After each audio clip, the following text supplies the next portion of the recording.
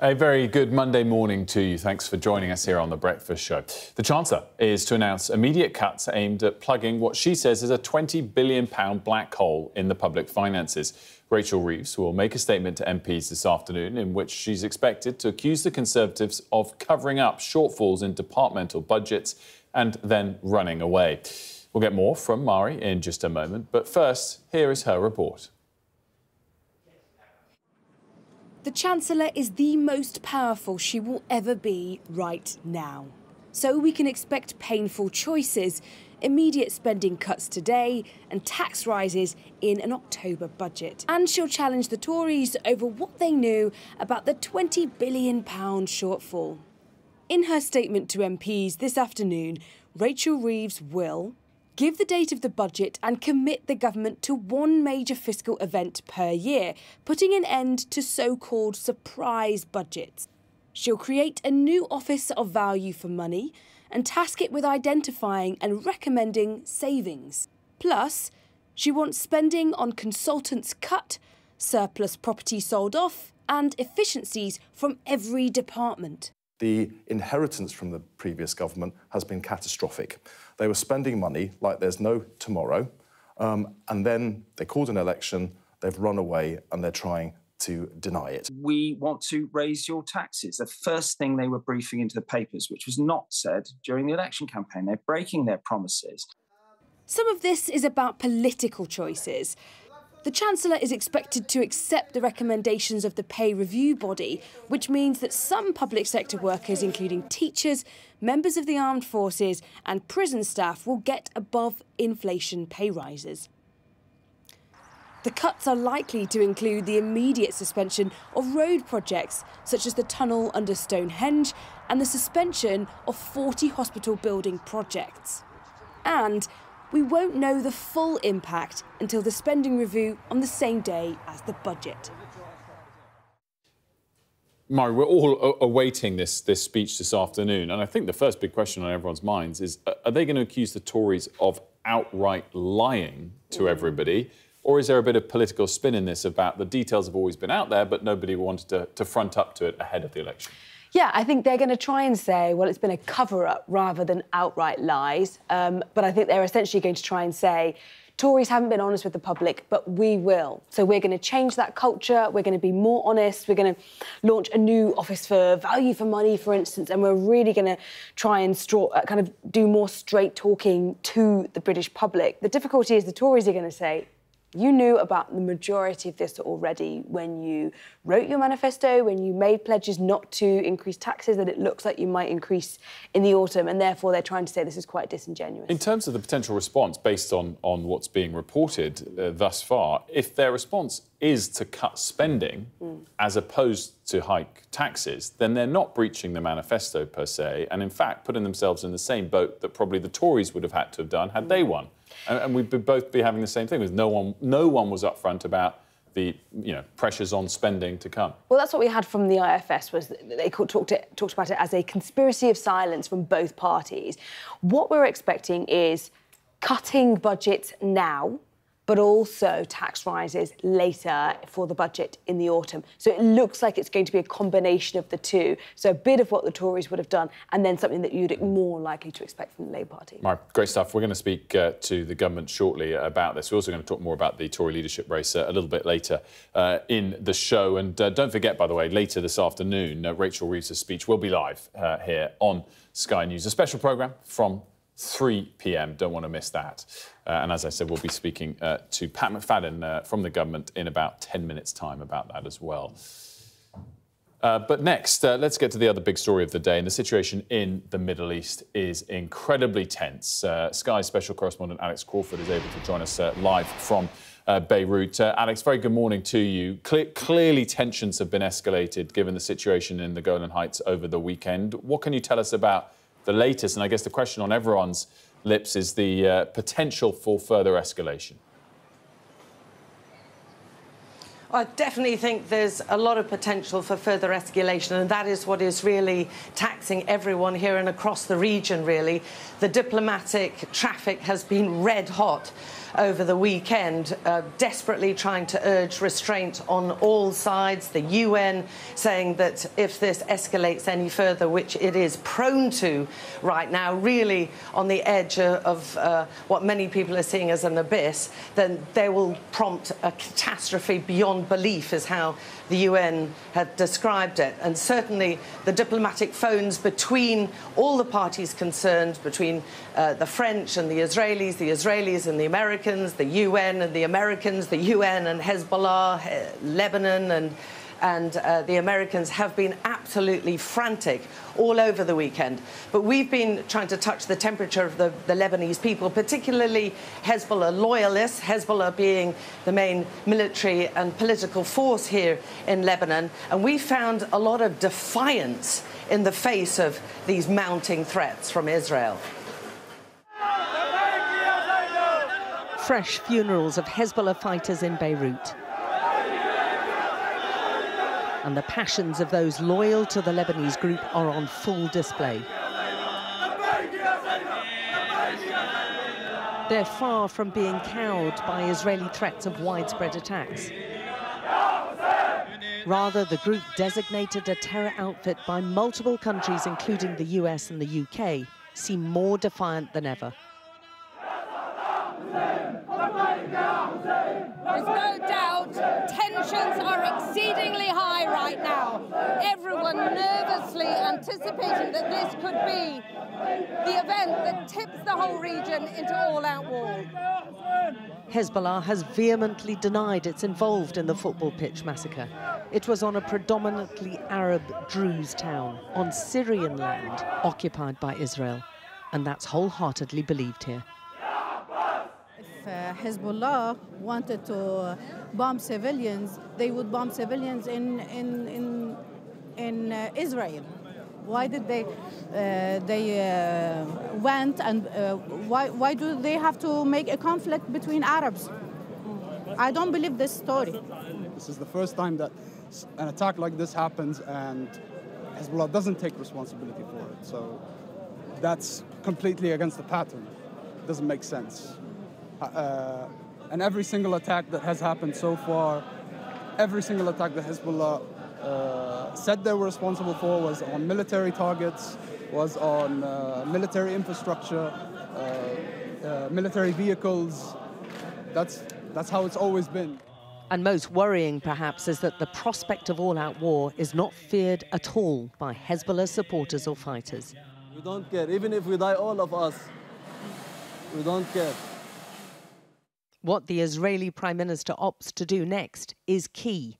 He returned from his US trip early and immediately held several meetings to discuss Israel's response, with Hezbollah very much in their sights.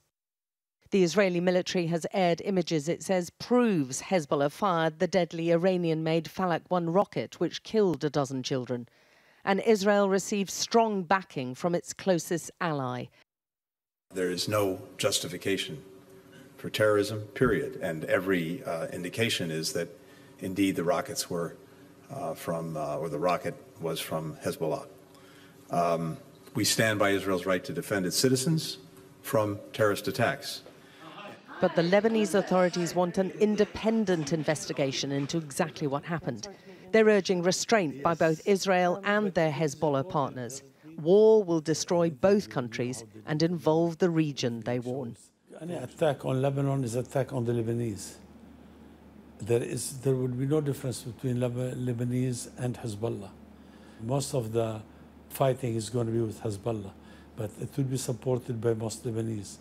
Not because we like the war, because Israel is attacking Lebanon.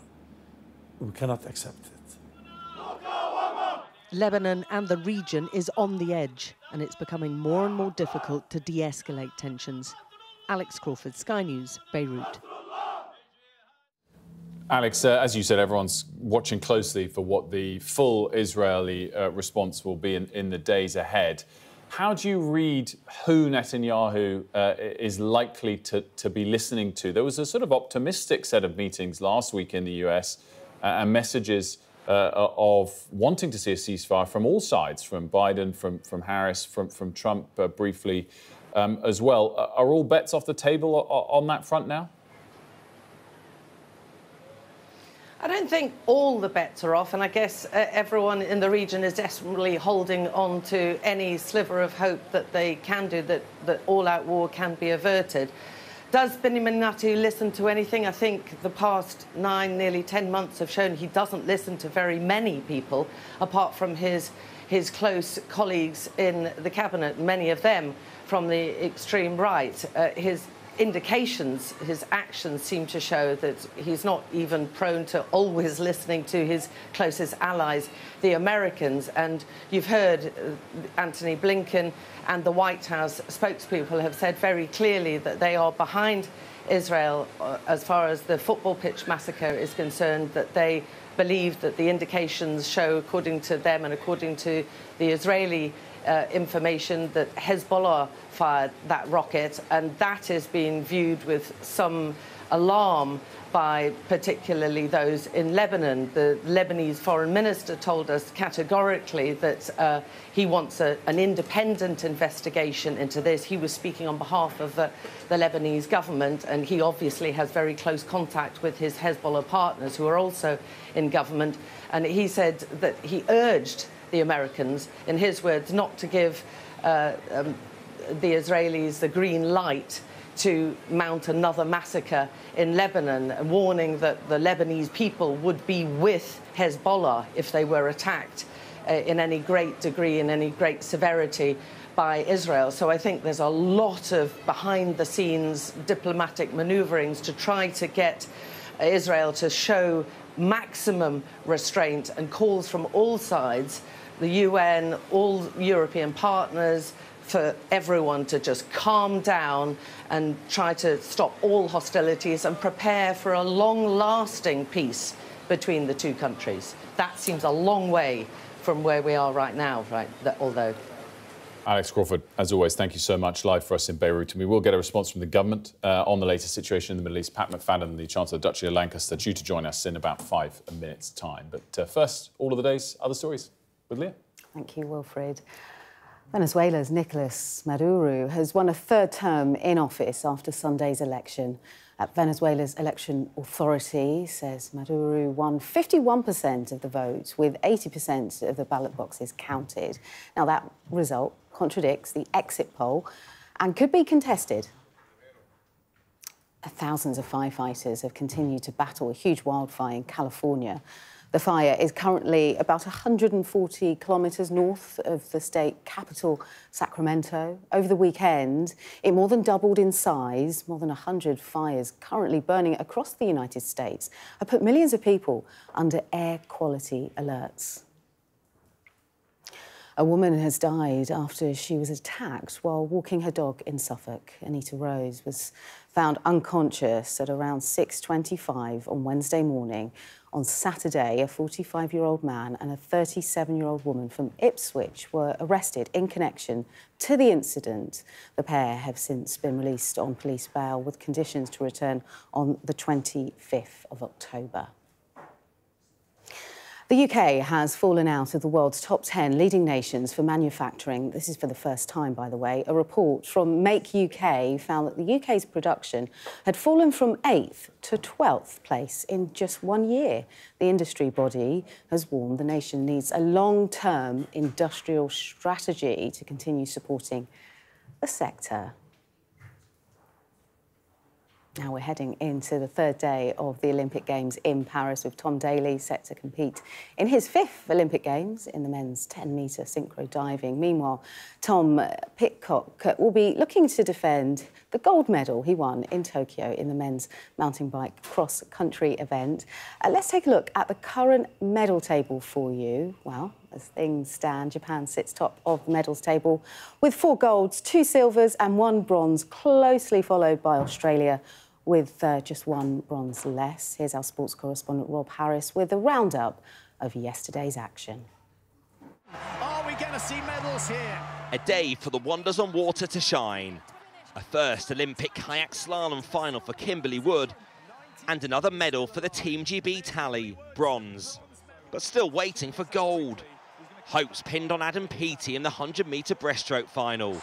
And it looks like it's these two with Martineggi in 7. But the 2 times defending champion was pushed to the limit this time and dethroned by 2/100ths of a second. Stunned by Italian Nicola Martineggi.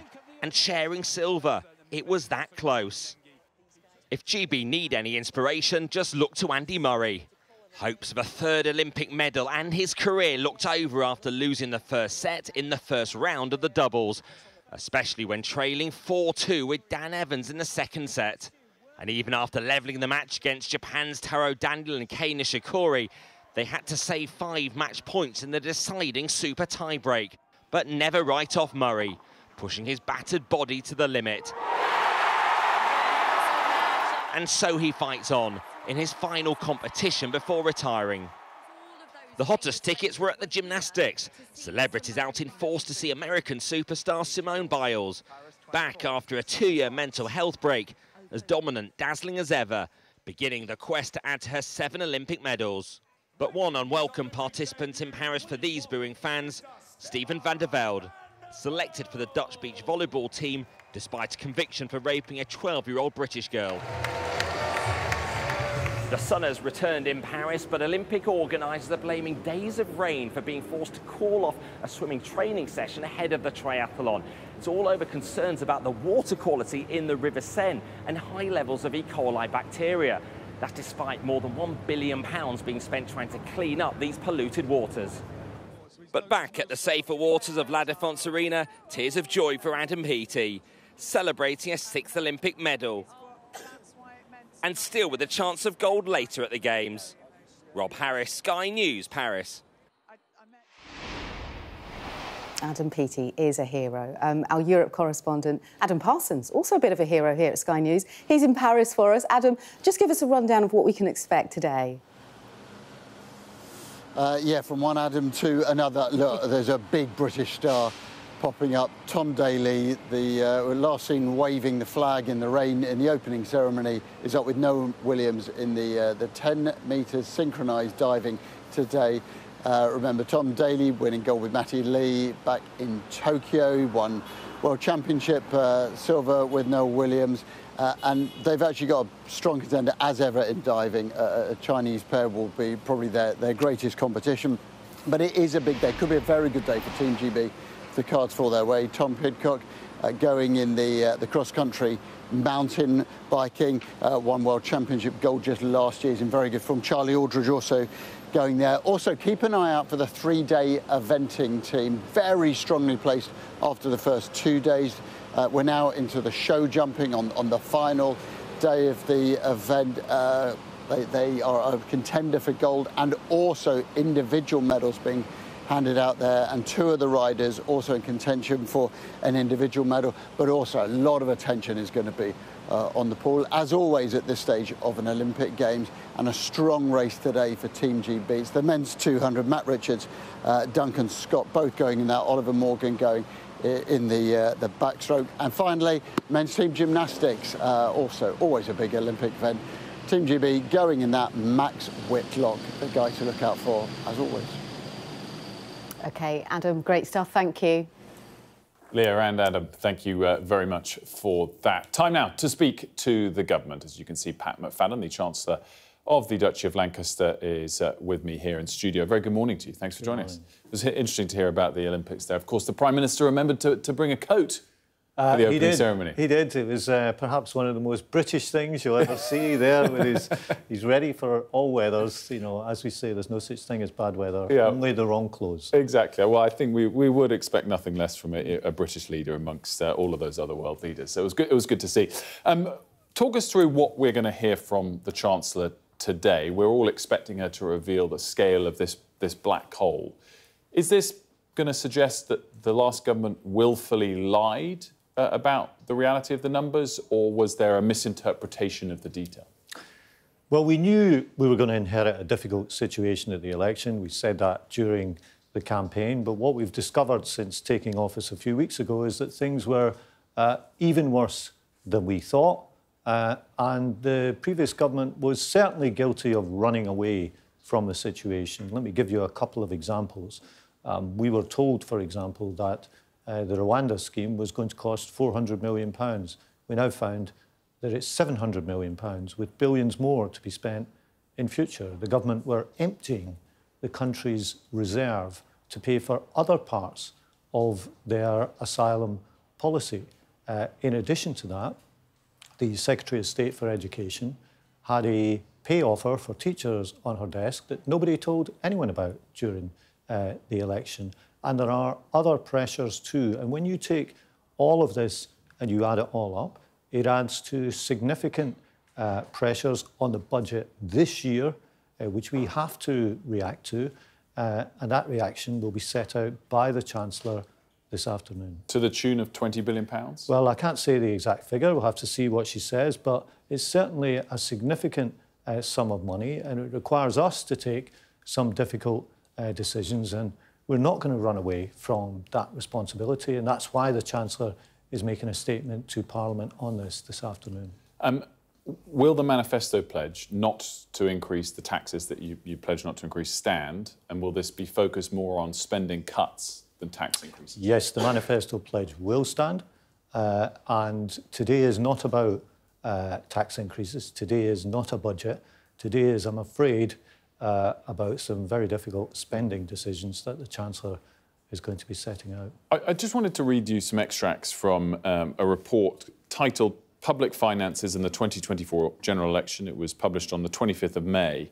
There was a subsection titled Inevitable Post-Election Trade-offs. This comes from the IFS. They say whoever presides over the post-election fiscal event is likely to have very limited fiscal room for manoeuvre. They go on and say the high-level spending plans published alongside the March budget imply cuts to some unprotected budgets. A reasonable estimate is that unprotected budgets face cuts of between 1.9% and 3.5% per year, or between £10 billion and £20 billion by 2028. Is it not fair to say that all of the information was out there? Both parties didn't want to address the pressures head-on in the election campaign, and that's perhaps why there's the ability to say, you know, the people don't know about this. But the detail was there already if you'd wanted to focus on it.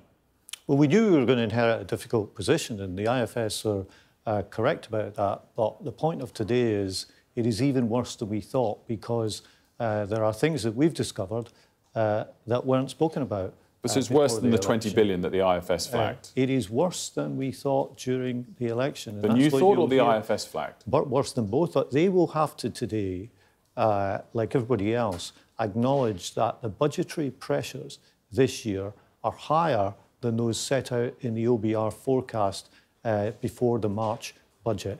That's going to be the picture that's revealed today. So that's a striking revelation. You're saying that the details that the government gave to the OBR, the past government, gave to the OBR to publish their analysis was wrong. The government misled the OBR. They are going to have to be revised today because there are in-year pressures that the government didn't tell us about. And that's what the new Chancellor, Rachel Reeves, will be setting out this afternoon. So the government misled the OBR? Well, they certainly ran away from the situation. They must have known that the cost of the Rwanda scheme was higher than they were telling the public. They must have known about the letter on the Education Secretary's desk about the public sector pay offer for teachers. They set the remit for these public sector pay review bodies. We didn't set the remit. They set the remit. They knew about these things. They must have known they were emptying the reserve to pay for their asylum policy, and therefore it wasn't available for other things that might happen during the course of the year. They were the incumbent government. And there's been a very revealing development since the election. The now Shadow Chancellor, Jeremy Hunt, has admitted to his shadow cabinet that they couldn't have afforded the tax cuts that they promised in the election this year. That's not what they were saying during the election. It is what they were saying now. It's highly revealing about what they knew while they were fighting that campaign.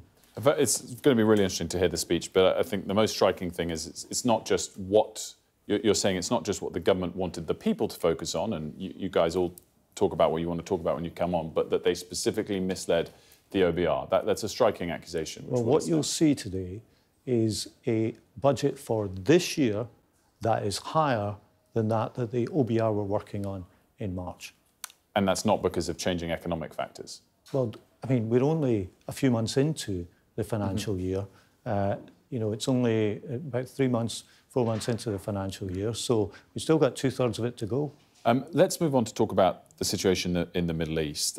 David Lammy, the Foreign Secretary, has spoken about the risk of escalation. Do you think this is the most worrisome moment of the war in many months, perhaps even to date? I think this is very serious. Since October the 7th last year, we've all been focused on the situation in Gaza between Israel and Hamas. We have known that there's this other situation in northern Israel between Hezbollah and Israel, and that has the potential to be a much more serious situation than even the one that we've been watching unfold in Gaza over the last 10 months. So I think this is very serious. We, of course, hope that cool heads will prevail, but I think it is perfectly rational for people to be watching this with great concern right now. Would Labour support Israel if it felt necessary to do a full ground invasion to respond to Hezbollah? We will always argue for Israel's right to defend itself, but we hope in this situation that cooler and calmer heads will prevail and that we do not see a full-scale conflict between Israel and Hezbollah. Pat McFadden, thanks so much for joining us. Much appreciated, as always. Thank you. Lots more still to come here on the Breakfast Show. Still to come, we'll be talking about the fallout from that incident involving the police at Manchester Airport. Also, GPs threatened to bring the NHS to a standstill with the results of a ballot on industrial action expected this afternoon. Lots more still to come.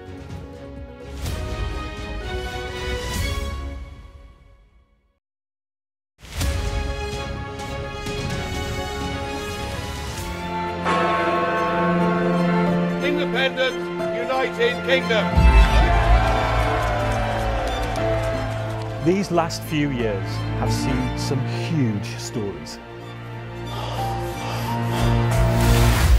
And these stories have been driven by politics, by politicians, the people in power. You must stay at home.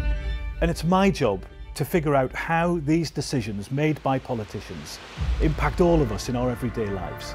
This is the worst thing I've ever been through in my life. People turn up here with their child stuff in a black sack and just say, I don't want them. And that is what it is. It's first-class poverty. Is this an example of the welfare state failing?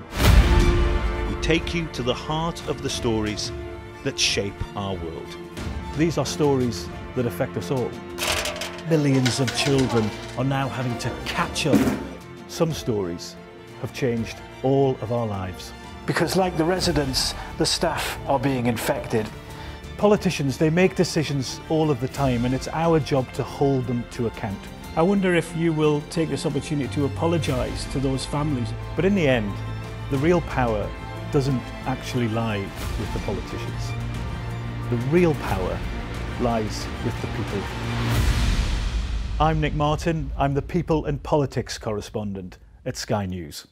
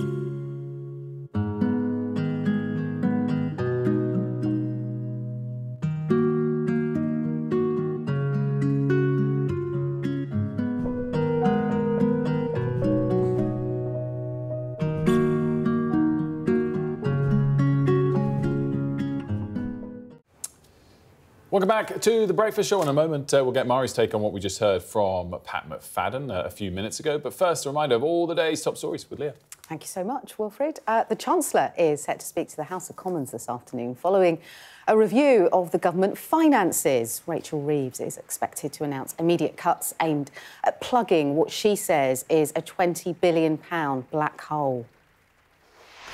World leaders are trying to discourage Israel from an all-out war with Hezbollah in Lebanon. Last night, Israel's Prime Minister Benjamin Netanyahu chaired his cabinet to decide the manner and timing of Israel's response. These are pictures of the Venezuela election there because Nicolas Maduro has won a third term in office. The election authority said the president secured 51% of the vote, beating opposition candidate Edmundo Gonzalez, who received 44%.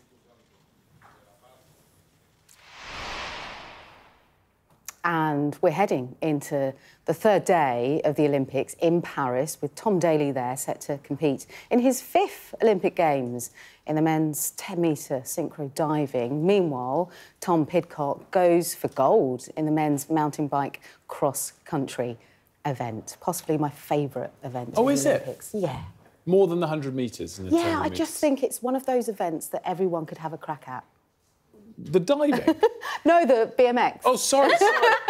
I was like, rather you than me. Oh, also the BMX. Not the diving. The BMX is pretty tricky as well, isn't it? Oh, maybe it's just me. I don't know. I can ride a bike, don't get me wrong, but the BMX is pretty, like, fast-paced. I'd give it a go. I really would. I think it's pretty dangerous sure. to be BMX bike. You've got a helmet. You'd be fine. We forget that, you know, Leah was a real athlete. Trained for Arsenal. This is true. My favourite fact of many favourite facts of Leah, that she's a gooner. Not just a fan. But, Leah, great stuff. Thank you very much. Wait, what's your favourite event? I would say probably gymnastics. Yeah, the gymnastics is epic. Snow bars is great. Now, that is, again, where you watch that and you just think, these people are phenomenal. Yeah. I trip over the best of times. I mean, it is absurd. I mean, come on, I'm 6'5", so I'm never going to be good at it. We'd love to see But that. it is like, oh my God, there's no way I could ever. It is amazing, the precision, and yeah, I just find it so impressive. We have been told we have to switch focus back to the interview with Pat McFadden. I mean, clearly this is not the way it's going to be framed this afternoon from Rachel Reeves, and we need to await the detail, is very much that the government did mislead not just the public, but the implication, I thought, from that interview was the OBR as well, which elevates the scale of what they're going to say today. And I thought the other interesting thing is he said the manifesto pledge remains. So it sounds like it'll be spending cuts, not tax increases, to plug the hole. It's interesting. So I think when it comes to tax increases, from what he's trying to say in terms of the manifesto pledge staying, that sounds like it will be the tax cuts, well, the tax increases, excuse me, that they did not rule out. There were certain tax increases that they didn't categorically rule out. So potentially they'll go into those, capital gains tax, for instance, rather than things like income tax. Which is reasonable. Which is fair enough, and what we would expect from the Labour Party at the end of the day, ideologically speaking. But you're right, in terms of the kind of the rhetoric around the phrasing, around blaming the Tories and talking about the economic inheritance, they're talking about how, you know, the Tories were running away from the problem. He was quite careful not to use the word lie. He was quite careful not to say that the Tories had misled the OBR, but you're right to say that the implication was really that.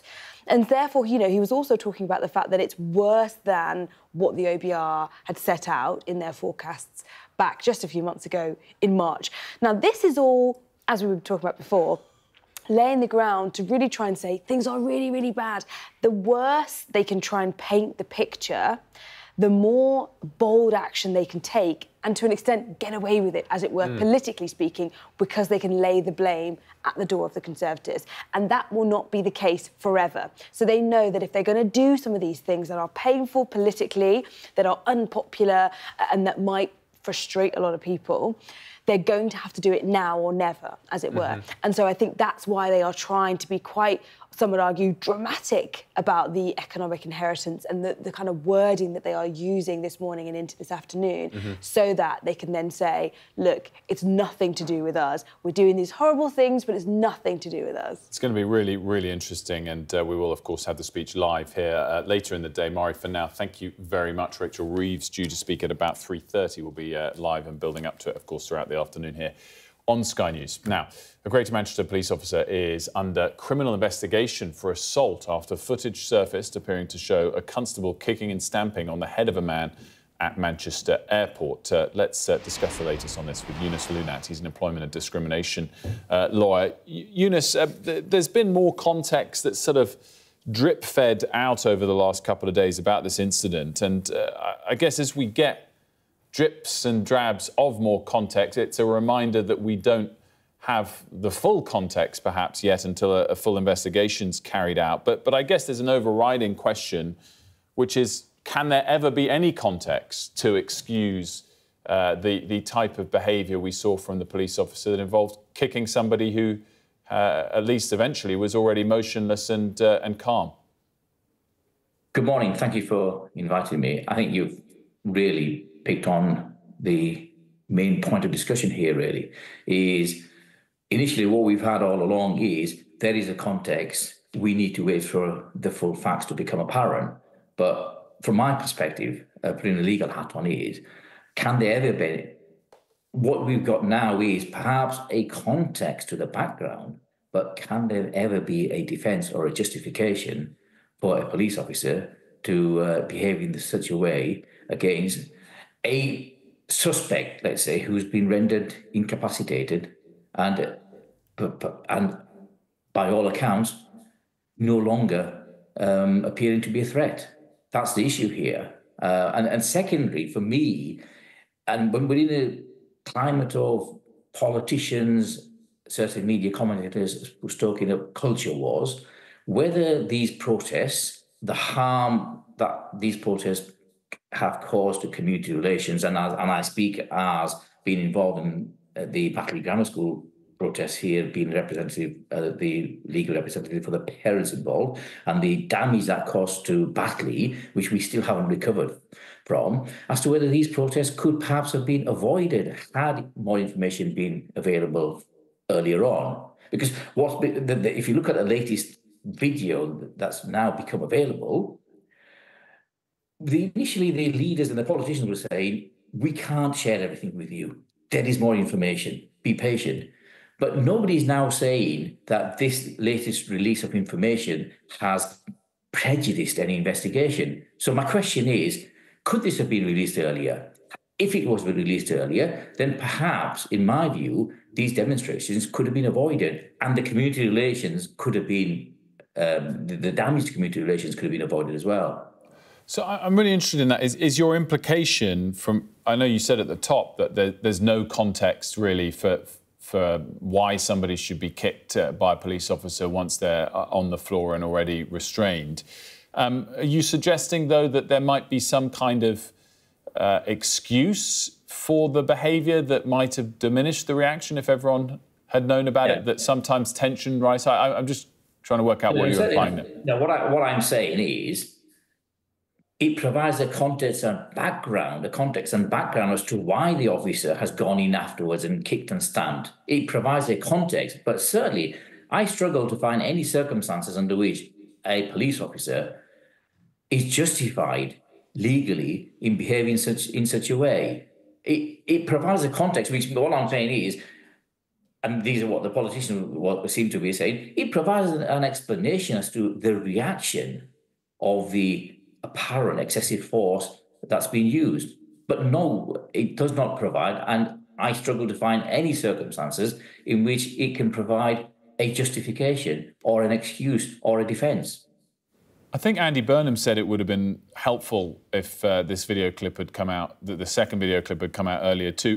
Who in your eyes is responsible for not giving as much context as might have been possible early on? And to wrap things up for us, what does it take to heal the tensions that exist in these communities and I guess the questions that people have in their mind towards the police when these sort of situations do arise?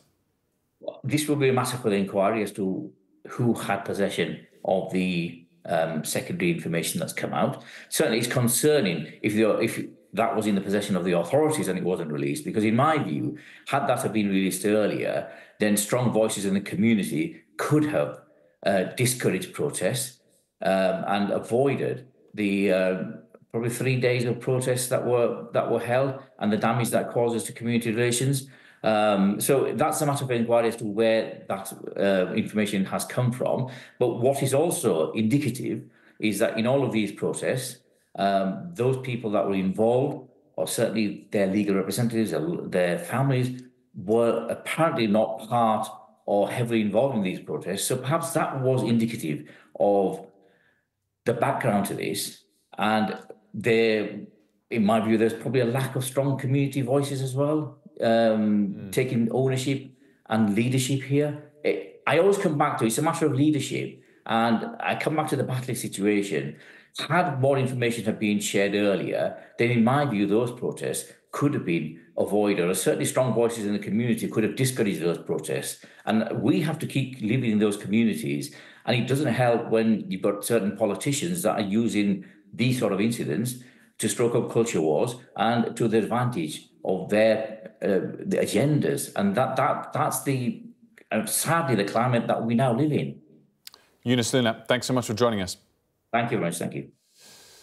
GPs are threatening to bring the NHS to a standstill, the result of a ballot on industrial action due any time from this afternoon. Sky's Shaman Freeman-Powell here with more on this. Shaman, good morning to you. Just remind us the context for this, and this is GPs we're talking about? It is, yeah. We've seen lots of strike action, haven't we, from medical staff. This time it's GPs, and it's over a contract which was announced towards the beginning of this year.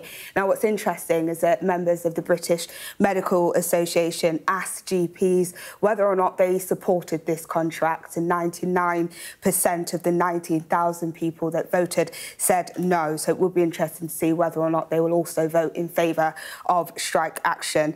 Now, this contract would see services given around a 1.9% funding increase for this financial year. The BMA said that this is well below inflation and that many surgeries would struggle as a result. That's why they told members not to vote for this new contract. But if they do vote in favour of strike action, it could mean bringing the NHS to a standstill. Now, what would strike action look like? At the moment, GPs see on average of around 37 patients per day. They're saying that this new strike action would limit that, capping it to around 25 patients a day, as well as other measures which would make it very difficult for the NHS to wind down those waiting lists.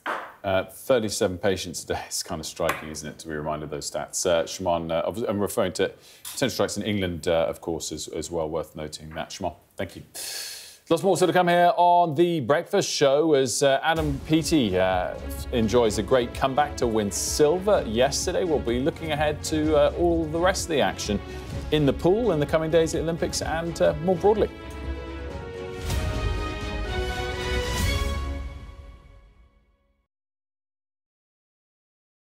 Unfortunately, this is a new aircraft and it hasn't come equipped with a aisle chair. There's nothing that they can do, and they sincerely apologise. You're in no other option but to either, you know, be in a lot of pain because you can't go for a wee, or shuffle along the floor. So I had no option but to basically ask my fellow passengers on the side to move out the way and drag myself along the floor and into the toilet. It's such an important part, it's such a traumatic part of the flying experience for disabled people, for wheelchair users specifically, and we've wanted to expose that, and that was the purpose of the documentary. But as you say, this is not new news to our community. This has been going on for decades, unfortunately, and I use this language deliberately. I am calling it a crisis. If we were seeing the same number of passengers' legs being broken as we are wheelchairs being broken, there would be outcry, but for some reason we normalise this treatment of disabled people, and the way in which we're treated is just, it's got to stop. Enough is enough. And Spencer, as we saw there, dragging himself along the floor, He's not the first passenger to have to do that. And that should not be acceptable. But the design of the aircraft is such that we are, as wheelchair users, disabled so badly that we're forcibly removed from our devices. And then we are left with no other choice but to drag ourselves around a cabin should we want to be able to go to the toilet if there's no aisle chair on board. But there isn't a consistency or a sort of standardized level of care. So every airport, every airline, every time you fly, there's going to be something different. And so you do approach each journey with a sense of anxiety, which I carry now. My main concern has been, you know, I'm not able to go, I'm like Spencer, I can't move around the aeroplane once I'm on board because I don't have my wheelchair. So I can't go to the toilet. So I have to starve myself and dehydrate myself before every flight. One thing we've come up with is what we've been arguing for, and we've written to the Aviation Minister, Mike Kane, about this, is the idea of introducing a new flyer-friendly industry standard. And that would be based on work that is already being undertaken by the Civil Aviation Authority, and it would be awarded to airlines that achieve certain levels of performance around accessibility.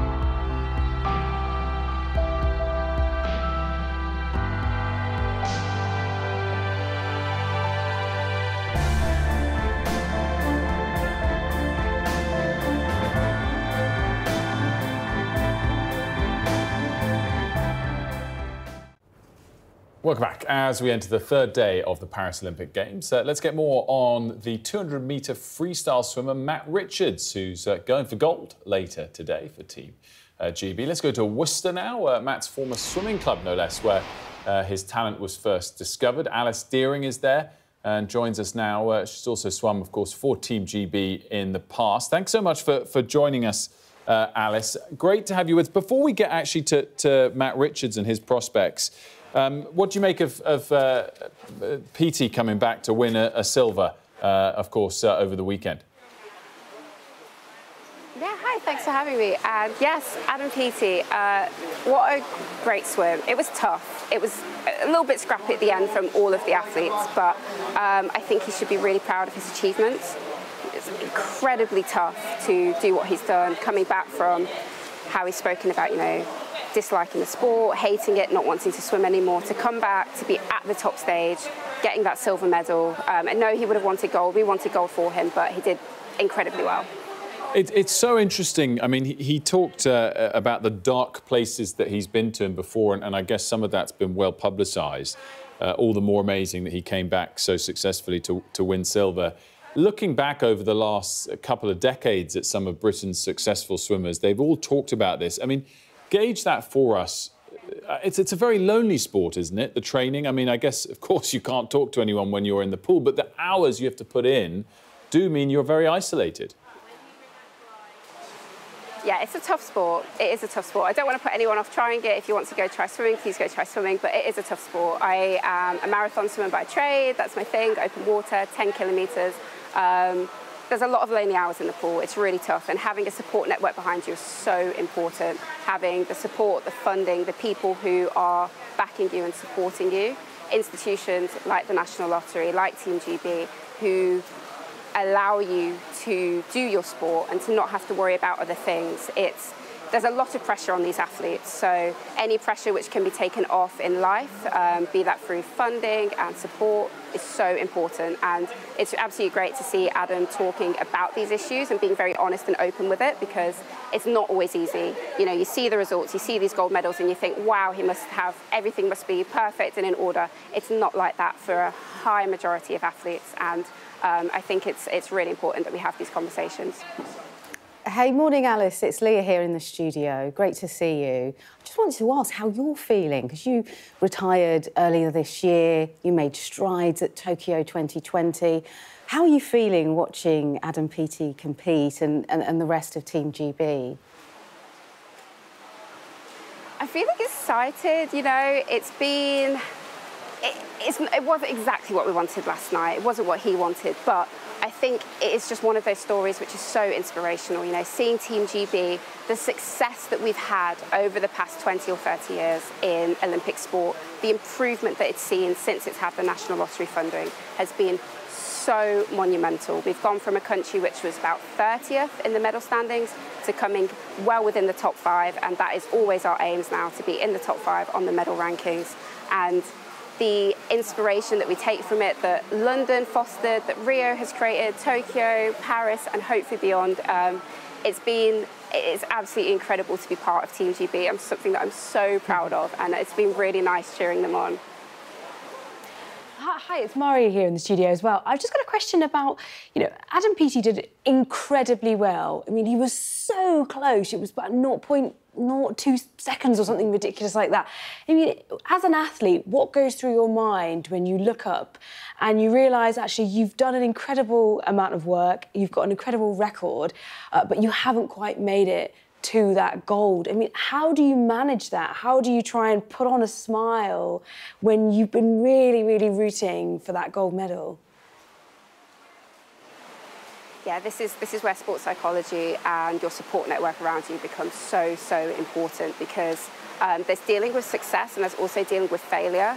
Most people are quite accustomed to dealing with failure, if we're being completely honest, but dealing with success is also just as challenging. And I think that's probably what Adam Peaty's had to do over the past couple of years. Is he has been so successful, so monumentally successful, and that has potentially affected his mindset and things like that. So getting the silver medal, I honestly don't know what will be going through his mind. He's got other races to think on, so he's probably just focusing on that. He's got some relays to go in and have some fun with, work with his teammates, and it'll be interesting to see when the dust has settled, when the water's calmed, where his mind's at, what he's thinking, and whatever his future is in the sport. I think it's really exciting, and we should look forward to what's next for him.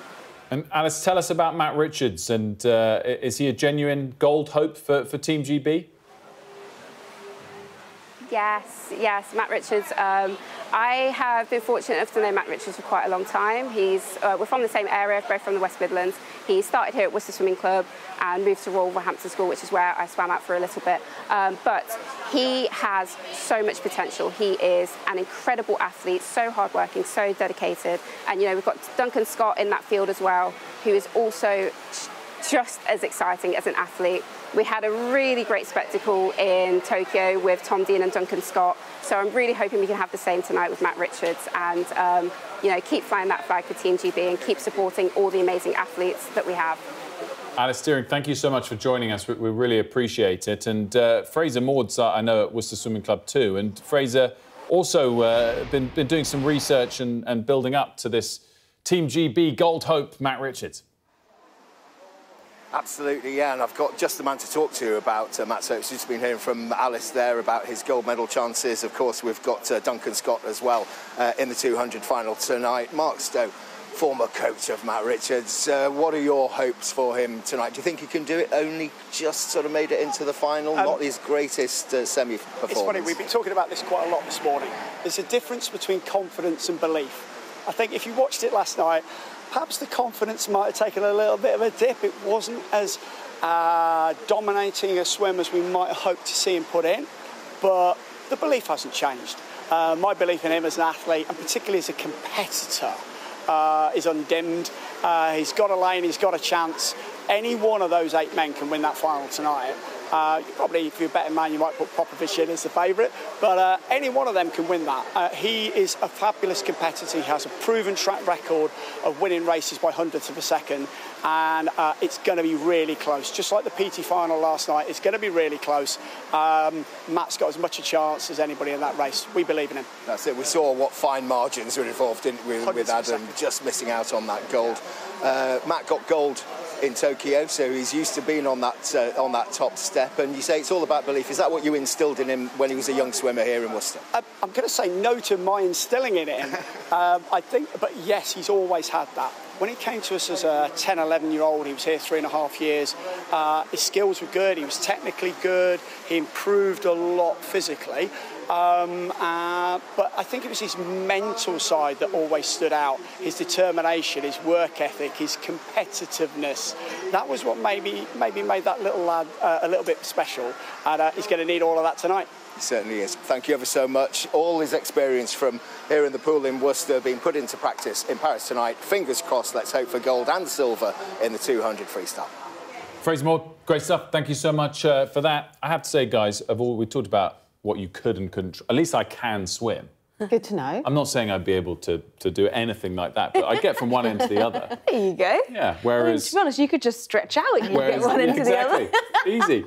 The gymnastics, on the other hand, no chance. Yeah. BMX, no chance. OK, fine, we've got that. Can I just say, Adam Peaty had a fear of water when he was a toddler. Really? He had an acute fear until his mum put him into swimming lessons. And, well, silver medal at the Olympics. It's that easy. There you go. Trust me, guys. We've got lots more still to come, of course, here on The Breakfast Show. We'll be right back after the short break.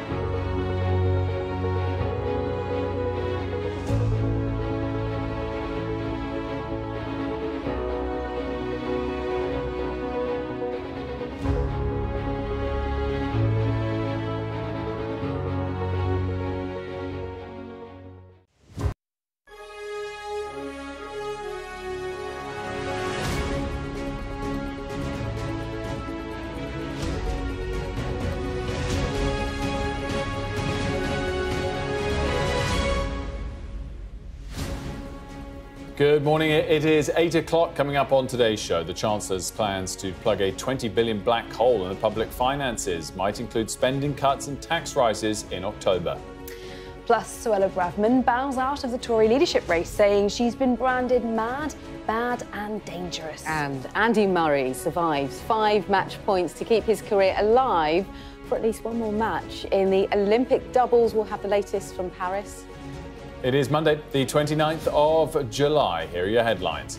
The Chancellor, Rachel Reeves, is expected to suspend new road projects and 40 new hospitals in her statement to MPs this afternoon. We'll speak to the Conservatives to get their response. Global leaders try and push Israel to avoid an all-out war with Hezbollah in Lebanon. Tensions are exceedingly high right now. Everyone nervously anticipating that this could be the event that tips the whole region into all-out war. GPs threatened to bring the NHS to a standstill. The results of a ballot on industrial action are expected any time from this afternoon. And PT completes an amazing comeback with a silver medal in the 100-metre breaststroke at the Paris Olympics. I'm here at Matt Richards' home pool in Worcester as we look forward to his bid for a second Olympic gold medal in the Paris pool this evening.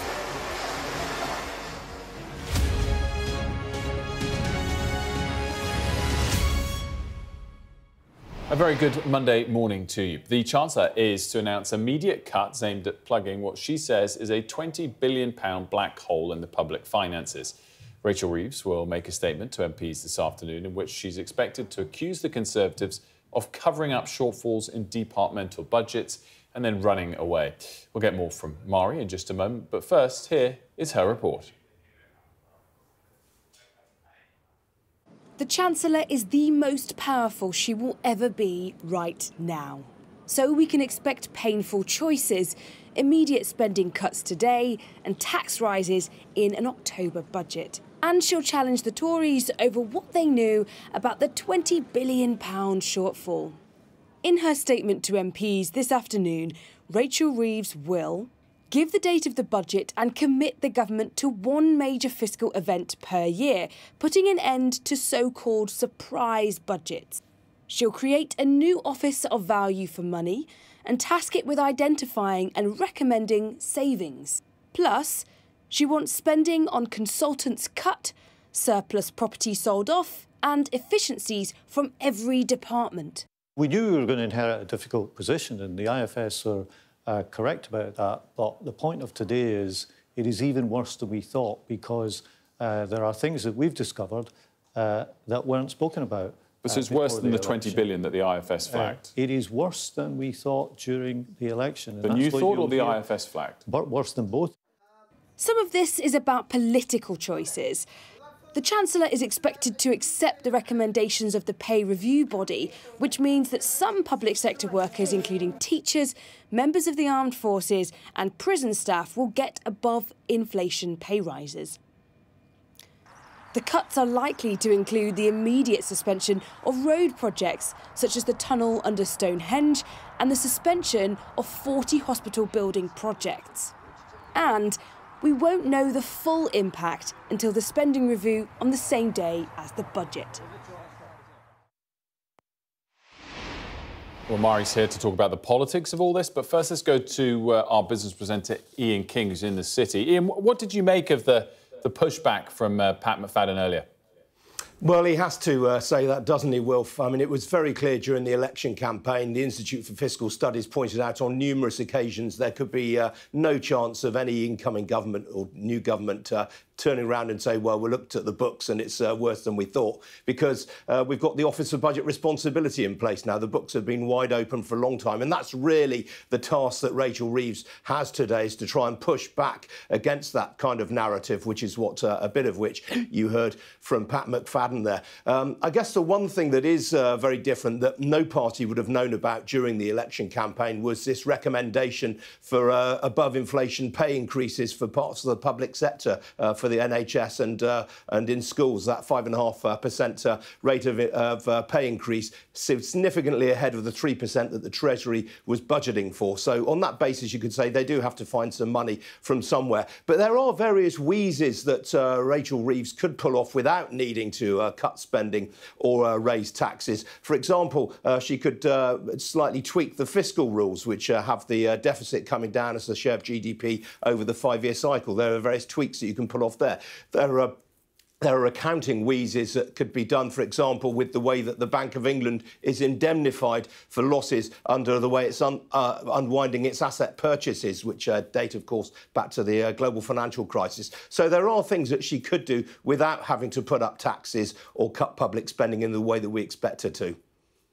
Ian, great stuff. Thanks so much. Ian King, of course, will be around this afternoon as well when we do have that speech to react to it at 3:30 p.m. from Rachel Reeves. Mari, in terms of the politics of all of this, again, we await the full scale of the accusation from Rachel Reeves, but from what Pat McFadden said, it seemed to be quite a firm suggestion that they would say not only was there a bit of spin perhaps, but that the OBR even was slightly misled by the numbers. We'll await to see that. What are we expecting, though, they're going to do in terms of how to plug that black hole? Taxes or spending cuts? So it appears to be potentially a mixture of the two. In terms of what will be immediate, that will be the cuts, the public spending cuts. That will be happening immediately. And then the tax hikes, if we see any, will be in the autumn budget. And one of the things they've kind of said overnight in this press release ahead of the speech today is all about how they are going to ban any more of these surprise budgets. So we're not going to be having a kind of emergency budget as some potentially were speculating about during the election campaign. That's partly a dig at Liz Truss and the mini budget that we saw, and that's them once again trying to remind the public and voters of the kind of disastrous mini budget and therefore the economic inheritance. So this is really a kind of a blame game, a blame document, a blame speech, where as much as they can, they're going to try and egg up how much of a difficult scenario they are in financially so that they can apportion as much of the blame of what they're going to do next on the previous government so they can try and essentially keep some goodwill with the public. Whether the public will see it that way is a different question, but for now they're trying to essentially make the most of that honeymoon phase for as long as they get it. All right, great stuff. Thanks so much. And we're going to be talking to the Conservatives about this shortly, as well as their own leadership race coming up in about 5 to 10 minutes' time. Also, a reminder, we will have Rachel Reeves' speech live and a build-up programme from 3. She's expected to take to the floor of Parliament around 3:30. Now, the situation in the Middle East is incredibly tense right now. World leaders are trying to dissuade Israel from an all-out war with Hezbollah in Lebanon. Let's bring in Sky special correspondent Alex Crawford. She's live from Beirut for us this morning. And Alex, just gauge for us quite how tense the situation is. I think it's probably at its most tense since October the 7th, 8th, when Hezbollah entered and set up what it said was a supportive action for the Palestinians and against Israeli bombardment in Gaza. Since then, there's been thousands of cross-border attacks between Hezbollah in Lebanon and the Israeli military. The Israelis launching nearly 4 times as many as the Lebanese, but there's been quite a degree of influence and impact along all the border area, with nearly 200,000 people on both sides of the border having to flee their homes. And that is what is really pressurising the Prime Minister in Israel, who's under a lot of pressure from those residents to return to their homes and to secure the border. The Lebanese, though, are really digging in. They feel that Israel has encroached on their territory. Even if they don't agree with Hezbollah, they are very much behind, they seem to be, many of them, very much behind the Hezbollah actions in support of what's happening in Gaza. And we've been testing the temperature out on the streets, and even with these chilling threats from Israel, and there are a whole range of them, the people, certainly the Hezbollah loyalists, are more defiant than ever. Fresh funerals of Hezbollah fighters in Beirut. And the passions of those loyal to the Lebanese group are on full display. They're far from being cowed by Israeli threats of widespread attacks. Rather, the group, designated a terror outfit by multiple countries, including the US and the UK, seem more defiant than ever. There's no doubt tensions are exceedingly high right now. Everyone nervously anticipating that this could be the event that tips the whole region into all-out war. Hezbollah has vehemently denied it's involved in the football pitch massacre. It was on a predominantly Arab Druze town on Syrian land occupied by Israel, and that's wholeheartedly believed here. If Hezbollah wanted to bomb civilians, they would bomb civilians in Israel. Why did they went, and why do they have to make a conflict between Arabs? I don't believe this story. This is the first time that an attack like this happens and Hezbollah doesn't take responsibility for it. So that's completely against the pattern. It doesn't make sense. And every single attack that has happened so far, every single attack that Hezbollah said they were responsible for was on military targets, was on military infrastructure, military vehicles. That's how it's always been. And most worrying, perhaps, is that the prospect of all-out war is not feared at all by Hezbollah supporters or fighters. We don't care. Even if we die, all of us, we don't care. What the Israeli Prime Minister opts to do next is key. He returned from his US trip early and immediately held several meetings to discuss Israel's response, with Hezbollah very much in their sights. The Israeli military has aired images it says proves Hezbollah fired the deadly Iranian-made Falak 1 rocket, which killed a dozen children. And Israel received strong backing from its closest ally. There is no justification for terrorism, period. And every indication is that indeed the rockets were or the rocket was from Hezbollah. We stand by Israel's right to defend its citizens from terrorist attacks. But the Lebanese authorities want an independent investigation into exactly what happened. They're urging restraint by both Israel and their Hezbollah partners. War will destroy both countries and involve the region, they warn. Any attack on Lebanon is an attack on the Lebanese. There will be no difference between Lebanese and Hezbollah. Most of the fighting is going to be with Hezbollah, but it will be supported by most Lebanese. Not because we like the war, because Israel is attacking Lebanon. We cannot accept it. Lebanon and the region is on the edge, and it's becoming more and more difficult to de-escalate tensions. Alex Crawford, Sky News, Beirut. Alex, we heard from Pat McFadden from the government earlier. We've seen comments, of course, from David Lammy over the weekend and from Secretary Blinken, albeit from far afield. Is there a sort of gap at the moment of international leadership given the US election race unfolding, and is that an added risk to proceedings? I think that is very definitely an added risk, with many of the Lebanese, possibly the Israelis as well, perceiving President Biden as a lame duck president, and therefore this is a vacuum of power from which perhaps both sides can take advantage of. I think it's possibly important to note that today we've seen a number of flights being cancelled coming into Lebanon. At the moment, there's still very few. There's only about 20 or so.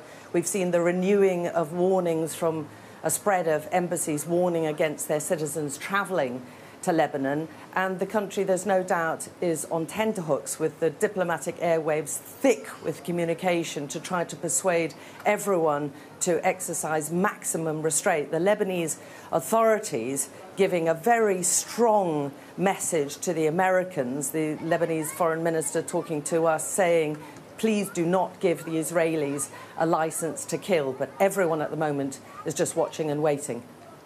Alex Crawford, great stuff for us from Beirut. Well, as you just saw, we're able to bring in John Sparks now. He's live from Majd al-Shams in the Israeli-occupied Golan Heights. And no doubt there's the similar focus there on fears of escalation and where that might go, but also I imagine a mood of people still trying to get over the shocking scenes of the weekend. Yeah, certainly in Majd al-Shams. I mean, the community was completely shocked. They'd never experienced anything like that before. I can tell you there's been an Israeli drone strike in southern Lebanon this morning in a village called Chakra. 2 killed there, 3 wounded. Wilfred, it doesn't stand out in terms of the tit-for-tat exchanges that we have seen between Israel and Hezbollah in southern Lebanon going right back to October 8th. But that doesn't mean it's not worrying. And as Alex was saying, there is a whole lot of intensive diplomacy going on right now. The phone lines being worked overtime in the region, across the Atlantic as well. Diplomats trying to keep a lid on this. You know, they are trying to prevent a new surge of violence in the region. The Americans, the French, there's a UN special coordinator. They're all involved in this. The Israelis, we know they have vowed revenge. They say they are going to deliver a serious response. Their security cabinet convened last night. It has authorized the Prime Minister and the Defense Minister, although ultimately the Prime Minister Benjamin Netanyahu has made this decision himself, but it has authorized them to decide the manner and timing of their response to the attack on Majd al-Shams. So I think the big question is, what are the Israelis going to do? What we've seen up to now is drone strikes, airstrikes, that sort of thing. But are they contemplating something more, going a step further, some sort of ground incursion or invasion? If they did, that would invite a major response for Hezbollah. It would be a major escalation in this conflict. That is exactly what the diplomats here are to prevent, that sort of escalation.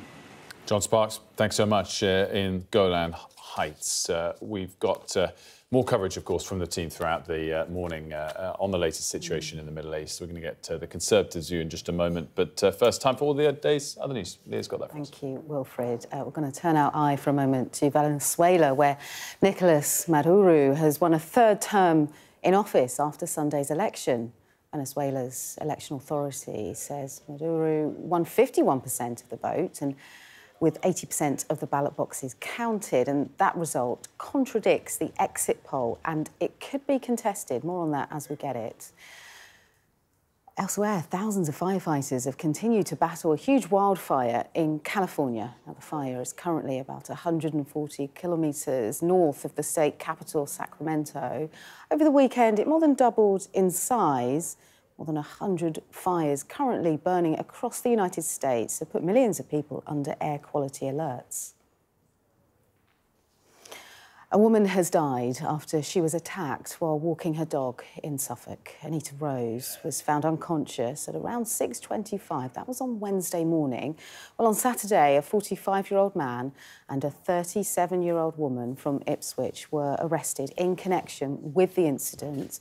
The pair have since been released on bail with conditions to return on the 25th of October. Well, we're heading into day 3 of the Olympic Games in Paris, with Tom Daley set to compete in his 5th Olympic Games in the men's 10-metre synchro diving. Meanwhile, Tom Pidcock will be looking to defend the gold medal he won in Tokyo in the men's mountain bike cross-country event. Let's take a look at the current medal table for you. It's looking good. Well, for Japan at least, they sit top with the medals with 4 golds, 2 silvers and 1 bronze, closely followed by Australia, who have just 1 less bronze. Here's our sports correspondent Rob Harris with the roundup of yesterday's action. Are we going to see medals here? A day for the wonders on water to shine. A first Olympic kayak slalom final for Kimberly Wood, and another medal for the Team GB tally, bronze. But still waiting for gold. Hopes pinned on Adam Peaty in the 100-metre breaststroke final. And it looks like it's these two with Martineggi as 7. But the 2 times defending champion was pushed to the limit this time and dethroned by 2/100ths of a second. Stunned by Italian Nicola Martineggi. And sharing silver, it was that close. If GB need any inspiration, just look to Andy Murray. Hopes of a 3rd Olympic medal and his career looked over after losing the first set in the first round of the doubles, especially when trailing 4-2 with Dan Evans in the 2nd set. And even after levelling the match against Japan's Taro Daniel and Kei Nishikori, they had to save 5 match points in the deciding super tiebreak. But never write off Murray, pushing his battered body to the limit. And so he fights on in his final competition before retiring. The hottest tickets were at the gymnastics. Celebrities out in force to see American superstar Simone Biles, back after a 2-year mental health break, as dominant, dazzling as ever, beginning the quest to add to her 7 Olympic medals. But one unwelcome participant in Paris for these booing fans, Steven van der Velde, selected for the Dutch beach volleyball team despite a conviction for raping a 12-year-old British girl. The sun has returned in Paris, but Olympic organisers are blaming days of rain for being forced to call off a swimming training session ahead of the triathlon. It's all over concerns about the water quality in the River Seine and high levels of E. coli bacteria. That's despite more than £1 billion being spent trying to clean up these polluted waters. But back at the safer waters of La Défense Arena, tears of joy for Adam Peaty, celebrating a 6th Olympic medal. And still with a chance of gold later at the Games. Rob Harris, Sky News, Paris. OK, let's cross to our Europe correspondent, Adam Parsons, who is in Paris for us. What can we expect today, Adam? Lots of Team GB medal hopes, actually, not least Tom Daley, the guy who was waving the flag at the opening ceremony, such a sort of beloved athlete in Britain, where he goes today alongside Noah Williams in the 10-metre synchronised diving, and they are pretty strong shots for at least a medal. Of course, Tom Daley won gold in Tokyo with Matty Leib, and he switched to pairing with Noah Williams. They've won World Championship silver, so they are in good form. Also staying in the pool, Matt Richards and Duncan Scott going the 200-metre freestyle, both of them very strong contenders. Oliver Morgan going in the backstroke. The gymnastics team goes with Max Whitlock, and also Tom Pidcock is going in the mountain biking. By the way, the triathletes still can't train in the Seine because it's still polluted. And one serious note, Gérald Darmanin, the French Interior Minister, has said that he now thinks that extreme left criminals were responsible for the sabotage attack on the high-speed railway network on the opening ceremony day. Adam Parsons there for us in Paris with all the build-up for a great day, no doubt, to come in the Olympics. Well, time now to get the Conservative Party's response to all of the things we've been hearing from the government today. And the Shadow Secretary of State for Transport, Helen Whately, joins me. A very good morning to you. Thanks so much for joining us. Good morning. So the headline today, of course, is Rachel Reeves's speech, and we spoke to Pat McFadden earlier, and clearly they're going to suggest there's a big black hole. We'll wait to hear the number later in the public finances. What's the Conservatives' response to that? Well, I think we should start with some facts. When Labour took office on the 5th of July, the UK had the fastest growing economy in the G7. Faster than Germany, faster than France, faster than Japan, faster than the US. So that is a good economic starting point against the backdrop of the pressures that we clearly face coming out of the pandemic and the war in Ukraine. The fastest growing economy when they took over on the 5th of July. Inflation right back down to 2%. The deficit halved since we came into government in 2010. And unemployment at a historic low. So, of course, there are always pressures on government finances, but actually that was a starting point, and a starting point that everybody knows about because of the Office of Budget Responsibility, the OBR, which means the books were open to Rachel Reeves and the Labour government. So, actually, I just don't think it's credible what I think we're going to see Rachel Reeves set out this afternoon. And I think what Labour are doing is setting out a narrative that's going to lead to them announcing tax rises very soon, perhaps as soon as the autumn. Pat McFadden reiterated all of the manifesto pledges not to hike the taxes that they've pledged not to touch in the manifesto. So that seems unlikely, specifically on those taxes. If there is a need for some kind of spending cuts or tax increases, presumably there would have been the same need for the Conservatives to do that as well. And this conspiracy of silence is a phrase that IFS came up with before the election, applied to both parties. So, as I said, the finances were clear to the public, clear to Labour in opposition, of the state of the public finances. And as I said, considering what we've been through, a positive starting point for Labour. But of course, governments always have to deal with in-year pressures on finances. That happens. And you have to make difficult decisions. In essence, to govern is to choose. And the question is what decisions you make. So, for instance, we set out in our manifesto reforms to welfare that would have saved around £12 billion, and savings through productivity and improving productivity across public services amounting to around £20 billion. Labour's not planning to do those things. Labour's approach instead, it seems, is to cut some really important investments in infrastructure, I'm expecting to hear this afternoon, and then to put up taxes. Now, those are choices that they, of course, are entitled to make in government. But the fact is, we only had an election 3 weeks ago. So if those are the choices they were going to make, they really should have signalled that and told people about that in advance of them voting. I'm sure that they would keep improvements to productivity if they deliver £20 billion of funding, and it was that easy to deliver. But we will see what is outlined in the speech later and get the responses then. Would it be better if your new leader was in place to respond to big moments like this, to hold Labour to account? I think Jeremy Hunt, as Shadow Chancellor, will be very well placed to respond and, of course, knows about the details of the public finances from his time as Chancellor just a few weeks ago. On the leadership question, I asked for, and I'm glad to see that we're doing a relatively long leadership process, so actually our candidates can get out there, talk about what their vision is for the country, talk about how they want to solve some of the challenges that we face, seize the opportunities, set out their vision for aspiration, opportunity, and also how, if they have the opportunity to be Prime Minister in future, they would make sure that we really deliver for the British people. What's the sort of #1 attribute you're looking for in a leader? I don't think it's simple as one thing. And you'll have heard the candidates talk about the importance of uniting the party. Yes, that is important, but what's also important is what they unite both MPs and members and, in fact, the country around, that vision that they have, as I said, for how they will take on the challenges that we face as a country, but also seize the opportunities, put out an optimistic vision, champion aspiration, and also be competent, decent people in government. Suella Braverman's pulled out of the race. You said that some colleagues and members of the press have described her as mad, bad and dangerous, were her framing of how she thinks she's been framed. Do you think that that's a misrepresentation? Well, I have been asked a few times who I'm going to be backing. I haven't declared who I'll be backing, though I do know that I wouldn't have backed Suella, partly because one of the things that I heard so much on the... I wouldn't say that. What I would say, though, is I heard on the doorstep a lot, people saying that they heard too much infighting from Conservative MPs when they wanted us to be focusing on running the country, and I completely agree with that.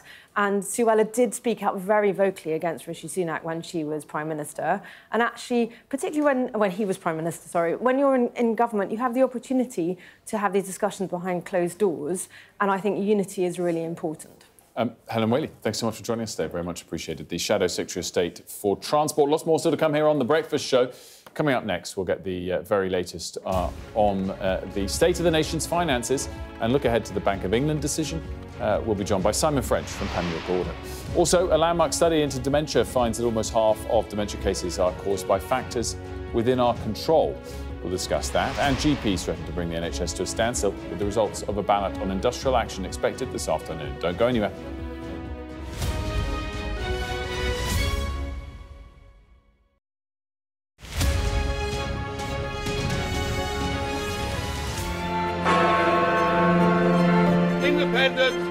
United Kingdom. These last few years have seen some huge stories. And these stories have been driven by politics, by politicians, the people in power. You must stay at home. And it's my job to figure out how these decisions made by politicians impact all of us in our everyday lives. This is the worst thing I've ever been through in my life. People turn up here with their child stuff in a black sack and just say, I don't want to. And that is what it is. It's first-class poverty. Is this an example of the welfare state failing? We take you to the heart of the stories that shape our world. These are stories that affect us all. Millions of children are now having to catch up. Some stories have changed all of our lives. Because like the residents, the staff are being infected. Politicians, they make decisions all of the time, and it's our job to hold them to account. I wonder if you will take this opportunity to apologise to those families. But in the end, the real power doesn't actually lie with the politicians. The real power lies with the people. I'm Nick Martin. I'm the People and Politics correspondent at Sky News.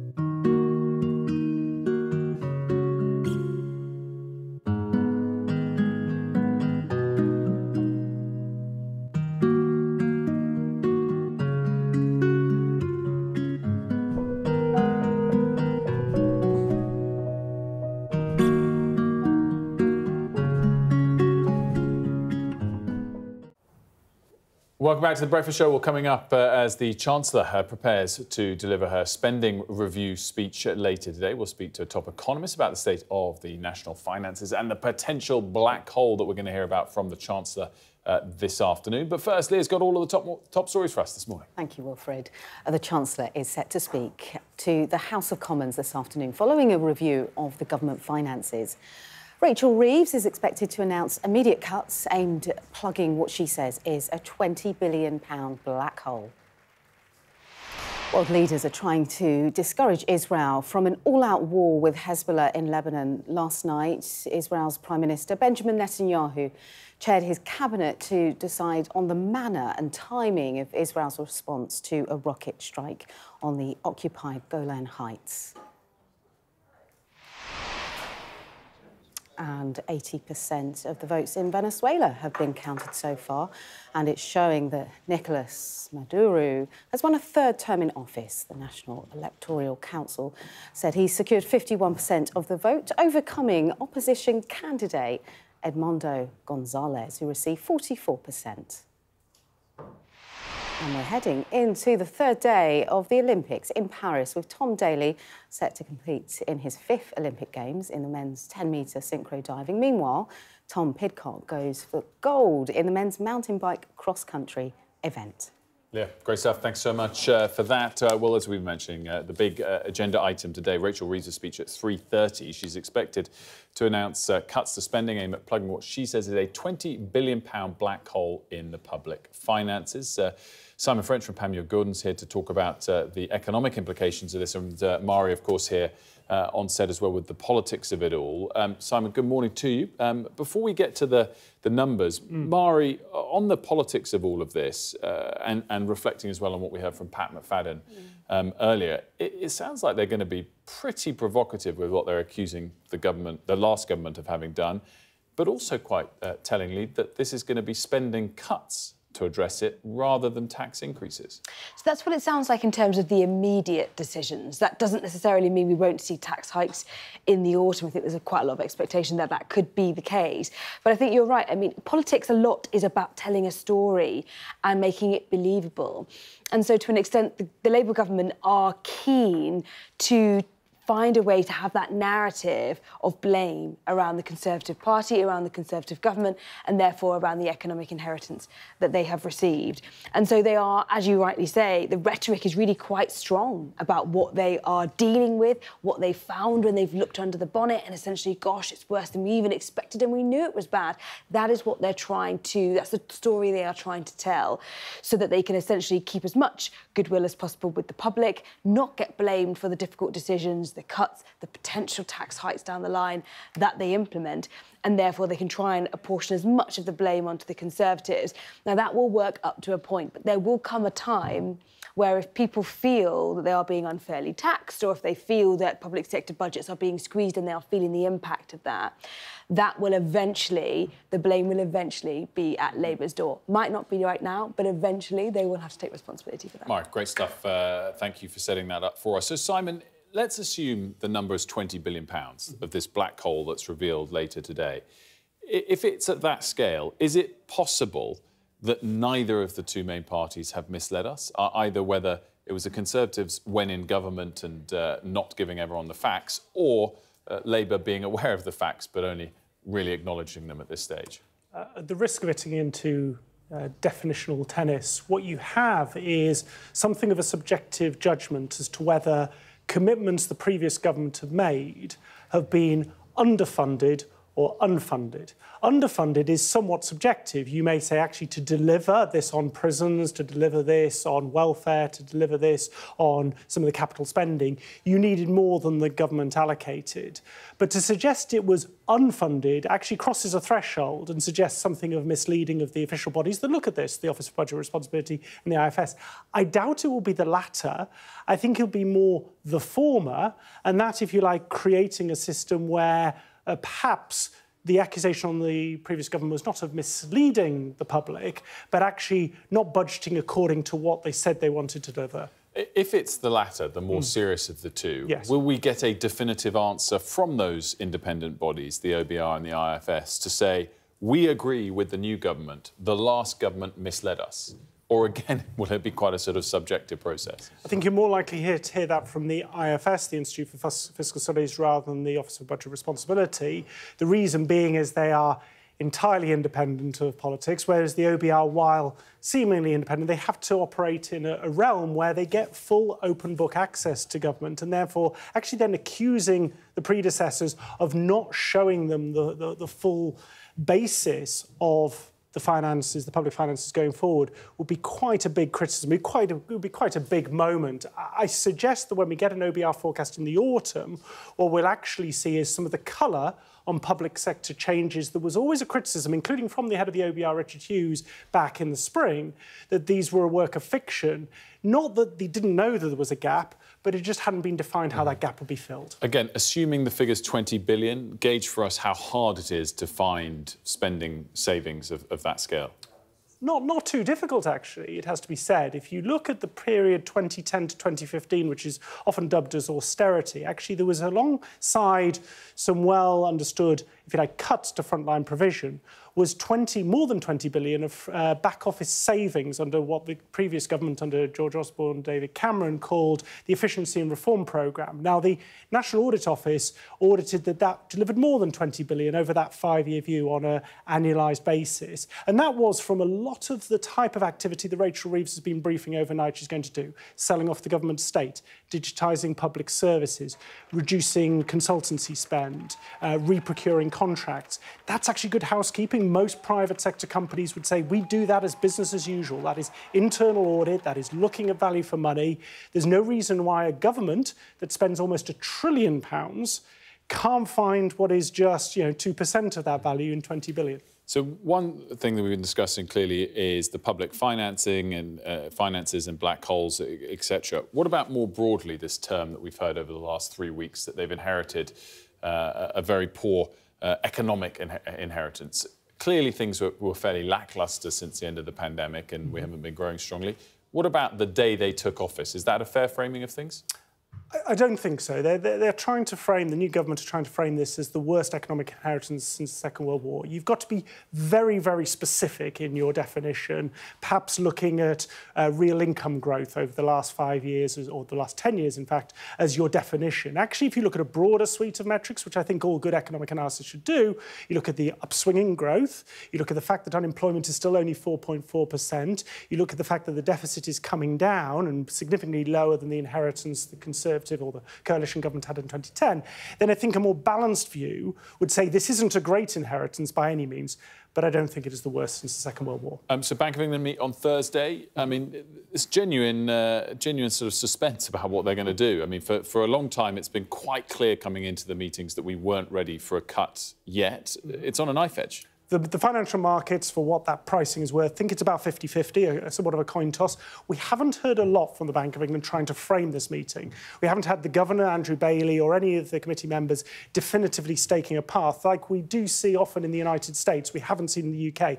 Is that because the Governor himself is not confident of how the committee, his 9-person committee, are going to vote? Probably. A lot of weight will be put on the new economic forecasts that they'll get this week, and some of the floating voters, which we think is 6 of the 9-person committee, are going to be framed by what they hear and what they see from bank staff. Very quickly, what would you do and what do you expect? I would cut interest rates. I expect just about on a knife edge they'll hold and wait for 1 more month. Well, very exciting. I find this very exciting. I know you do as well.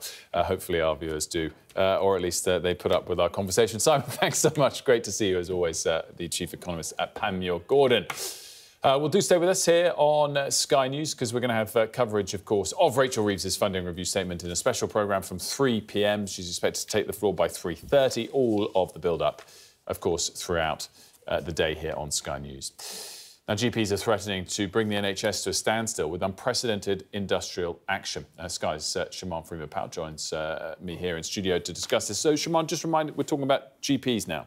We are. We're talking about GPs, and we're talking about GPs in England who will have the opportunity today to vote whether or not they would like to see strike action. This is all about new contracts, which many BMA members have already voted against. This new contract in England would see GP services getting a 1.9% funding increase for this financial year. But the British Medical Association says that this is below inflation and suggests that many surgeries, if they accepted this new contract, would struggle financially, and they warn that it could then lead to closures. Now, in terms of strike action and what this will look like, there are quite a lot of measures that these GPs are able to take. The big one, though, which is what's warning that the NHS could face a standstill, is the idea that GPs could cap the number of patients that they see per day. As it stands, GP on average see around 37 patients a day. In some practices, though, that rises to around 40 to 50 patients. The BMA says that in terms of safety, GPs should only be seeing 25. If they do vote for strike action, that's the number that they will stick to, only 25 patients per day. Now, we have had a statement from the Department for Health and Social Care. They said that they have met with the BMA's GP committee to discuss the priorities ahead of the ballot closing today, and that they are planning for all contingencies as well. But as we've heard all morning, there is a warning that this could have a huge knock-on effect. It could potentially mean more people going into A&E and using that 111 service. Shimon, great stuff. Thanks so much, Shimon Freeman-Powell.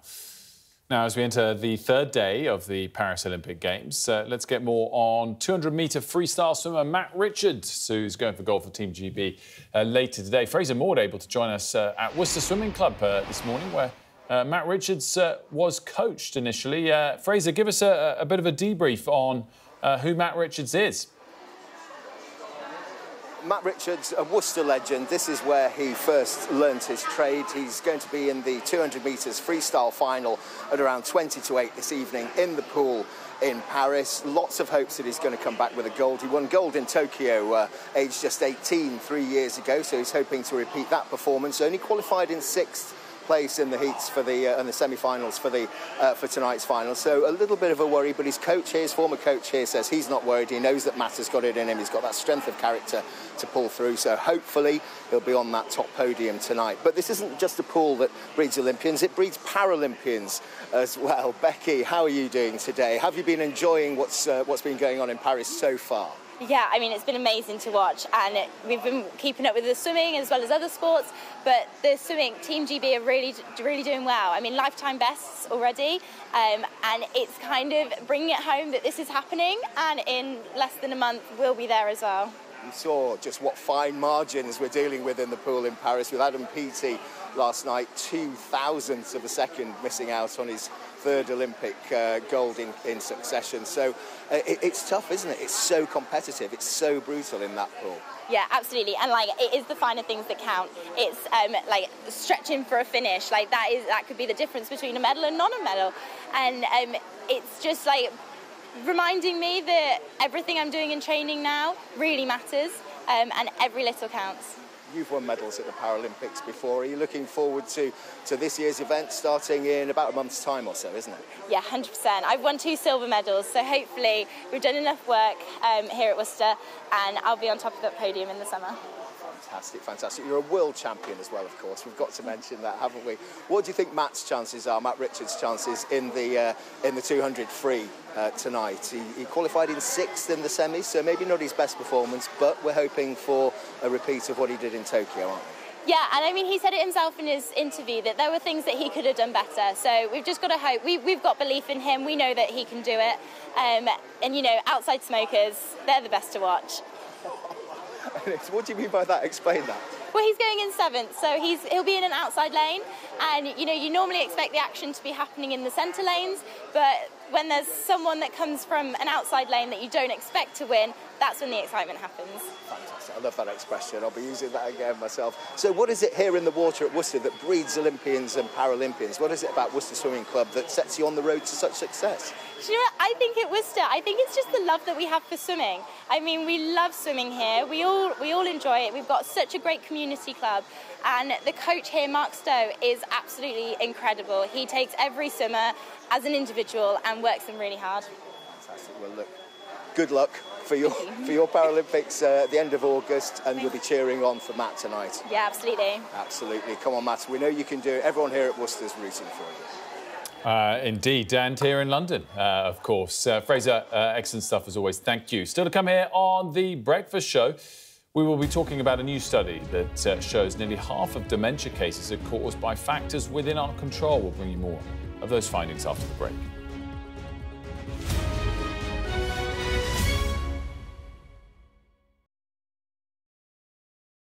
Unfortunately, this is a new aircraft and it hasn't come equipped with a aisle chair. There's nothing that they can do, and they sincerely apologise. You're in no other option but to either, you know, be in a lot of pain because you can't go for a wee, or shuffle on the floor. So I had no option but to basically ask my fellow passengers on the side to move out the way and drag myself along the floor and into the toilet. It's such an important part, it's such a traumatic part of the flying experience for disabled people, for wheelchair users specifically, and we've wanted to expose that, and that was the purpose of the documentary. But as you say, this is not new news to our community. This has been going on for decades, unfortunately. And I use this language deliberately. I am calling it a crisis. If we were seeing the same number of passengers' legs being broken as we are wheelchairs being broken, there would be outcry. But for some reason, we normalise this treatment of disabled people, and the way in which we're treated is just, it's got to stop. Enough is enough. And Spencer, as we saw there, dragging himself along the floor, he's not the first passenger to have to do that. And that should not be acceptable. But the design of the aircraft is such that we are, as wheelchair users, disabled so badly that we are we're forcibly removed from our devices. And then we are left with no other choice but to drag ourselves around a cabin should we want to be able to go to the toilet if there's no aisle chair on board. But there isn't a consistency or a sort of standardized level of care. So every airport, every airline, every time you fly, there's going to be something different. And so you do approach each journey with a sense of anxiety, which I carry now. My main concern has been, you know, I'm not able to go, I'm like Spencer, I can't move around the airplane once I'm on board because I don't have my wheelchair. So I can't go to the toilet. So I have to starve myself and dehydrate myself before every flight. One thing we've come up with is what we've been arguing for, and we've written to the Aviation Minister, Mike Kane, about this, is the idea of introducing a new flyer-friendly industry standard. And that would be based on work that is already being undertaken by the Civil Aviation Authority, and it would be awarded to airlines that achieve certain levels of performance around accessibility.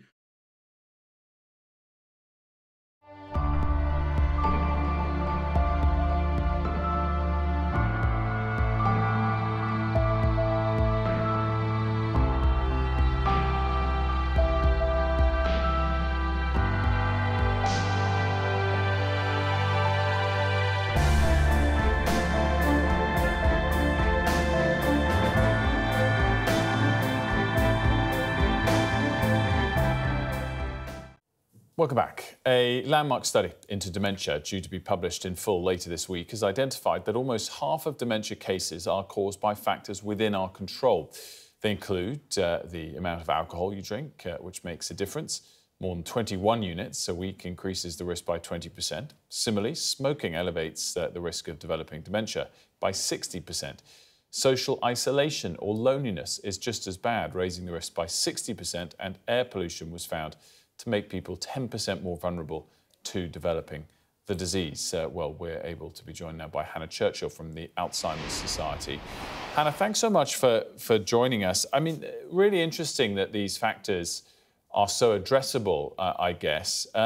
Talk us through what stands out for you from some of those statistics we just mentioned. Well, I think this is part of a bigger picture, which is really important. And one thing that we know is that there are 1 million people living in the UK with dementia, and that number is going to rise. So taking steps that we can take on as an individual are really important. So some things we can do as an individual, so keeping yourself active, socially active, not smoking, not drinking, as we mentioned, are really important factors. Other factors which perhaps are less obvious, which we haven't mentioned, things like hearing loss later in life. We need to take steps to manage that later in life to also reduce our risk. But alongside these 12, No, go ahead. Alongside these 12 risk factors that we've already seen, and we're expecting to see a couple more mentioned by researchers later in the week, are other factors which unfortunately we don't have control of. So things alongside these changeable risk factors are our age and our genetics as well. So this all comes together. I think what's most important is that it's never too late or too early to take steps to reduce your risk. In terms of some of those factors that we can address, clearly drinking, smoking obviously falls on the individual, but loneliness is a really interesting added factor, because it sort of suggests actually that we all have a duty to our older relatives and whatever it might be, actually to make sure that doesn't become the norm for them. Absolutely. I think for social isolation, there's lots we can do as a society. And I think a lot of these factors are really society-level actions that are required. So air pollution, you mentioned already. I mean, that really is a society-wide issue and something that is difficult for an individual to take steps to manage. So yeah, I think it's both a combination of individual and societal action, really, that is needed. There's also talk of a new blood test that can identify some of the more genetic factors that you mentioned much earlier on. So this blood test, which has been released yesterday, so this actually looks at individuals who are already cognitively impaired. So we're showing some signs, but not necessarily caused by the diseases that lead to dementia. So this blood test was tested in the US, and it appears to be very accurate in identifying the changes in the brain that we see in Alzheimer's disease. So that's really important, because it means that, today diagnostic processes are very difficult. We know in the UK around a third of people who have dementia don't have a diagnosis, and it's a real priority for Alzheimer's Society to address that. And this blood test, I mean, we've seen blood tests coming through the pipeline, and they're really sort of spearheading this improvement in dementia diagnosis. This blood test was around 90% accurate in predicting whether somebody had those changes in their brain. I mean, when you compare that to a primary care physician, they were around 63% accurate. So these blood tests, they're not 100% there, and there's still a lot of work to be done. This work was also carried out in the US. So in the UK, we're also seeing big projects like the Blood-Based Biomarkers Centre, funded by Alzheimer's Society and others, which is aiming to understand how we use these blood tests effectively within the NHS and what type of blood test is the best option. Hannah Churchill, thanks so much for joining us. Very much appreciated. Thank you. Well, let's have a look at the weather, which I imagine will be quite positive. The next few days looking mostly warm and dry, but a thundery breakdown is likely by Thursday. It's mostly fine today with early fog in the west lifting, but there are some light showers in the cloudier north and the west. England, Wales and the northeast of Scotland will be dry and mostly sunny through the morning, while Ireland, Northern Ireland and the rest of Scotland will be cloudier. Expect the odd shower there and some more general patchy rain in the increasingly windy northwest. It'll be warm over southern Britain, near average elsewhere, and the afternoon will bring little change, but northwest Scotland, Central Ireland and Northern Ireland will see patchy rain edging further inland. That's your weather. Well, just a little bit more time to discuss the Olympics, and in particular, NASA astronauts on board the International Space Station have been watching the Games and celebrating the start in their own unique way. A newly released video shows 6 astronauts can be seen holding their own weightless games in space. Zero gravity, of course, allowing these different versions of the games. Weightlifting becomes a lot easier. The discus, I guess, is easier to throw, but you don't want to break any of the equipment. And there I see, maybe we could do some of that gymnastics. There's no way you're getting me in space. Well, I'm also, I'm not sure. You'd have to become an astronaut, which takes its own extraordinary training and performance to be able to do that. But they're having fun. Yeah, Mari, we did see a little clip in one of the packages of Simone Biles. You're mentioning that is just remarkable. It is, it is. I mean, I am loving this footage of the astronauts. They are having the best time right now. Can you imagine being able to do all of those things in slow-mo? You'd actually be able to do everything. It'd be so fun. And it'd be so easy just to become an astronaut and do it. Just as easy as it would be to become an Olympian. I have to say, I'm now really excited about Matt Richards in the swimming later. We've built it up rather well, I think. I think so. And I was telling you, wasn't it, about Adam Peaty, who had a real fear of water when he was a toddler. And this was all because of his brother told him that sharks would come up the plug hole. Which I love. Which is sibling, as someone with 2 brothers, I sort of think that's... I can totally picture that. But glad he got over that by a young age to then... become one of the all-time greats. Yeah, and those pictures of him with his son, they get me every time. Goosebumps, you know, just being able to have that family support when you reach the heights of silver, which should be celebrated too. Oh, of course, yeah, fantastic achievement. Right, we're out of time for this hour, but we'll be back at the top of the hour with all the day's top stories. Don't go anywhere.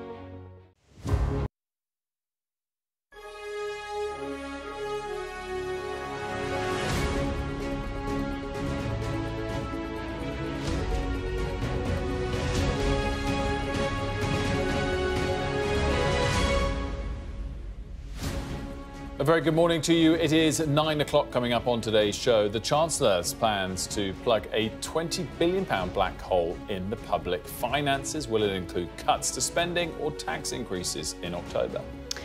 Plus, Suella Braverman bows out of the Tory leadership race, saying she's been branded mad, bad and dangerous. And Andy Murray survives 5 match points to keep his career alive. For at least one more match in the Olympic doubles will be live in Paris. It's Monday, the 29th of July. Your headlines. The Chancellor, Rachel Reeves, expected to suspend new road projects and 40 new hospitals in her statement to MPs this afternoon. Global leaders try and push Israel to avoid an all-out war with Hezbollah in Lebanon. GPs threaten to bring the NHS to a standstill. The results of a ballot on industrial action are expected any time from this afternoon. Adam Peaty completes an amazing comeback with a silver medal in the 100-metre breaststroke at the Paris Olympics. I'm here in Paris. Tom Daley is in action later this morning, and there are hopes for more medals, including in the pool. I'm here at Matt Richards' first swimming club in Worcester as they look forward to his bid for gold in the Paris pool tonight.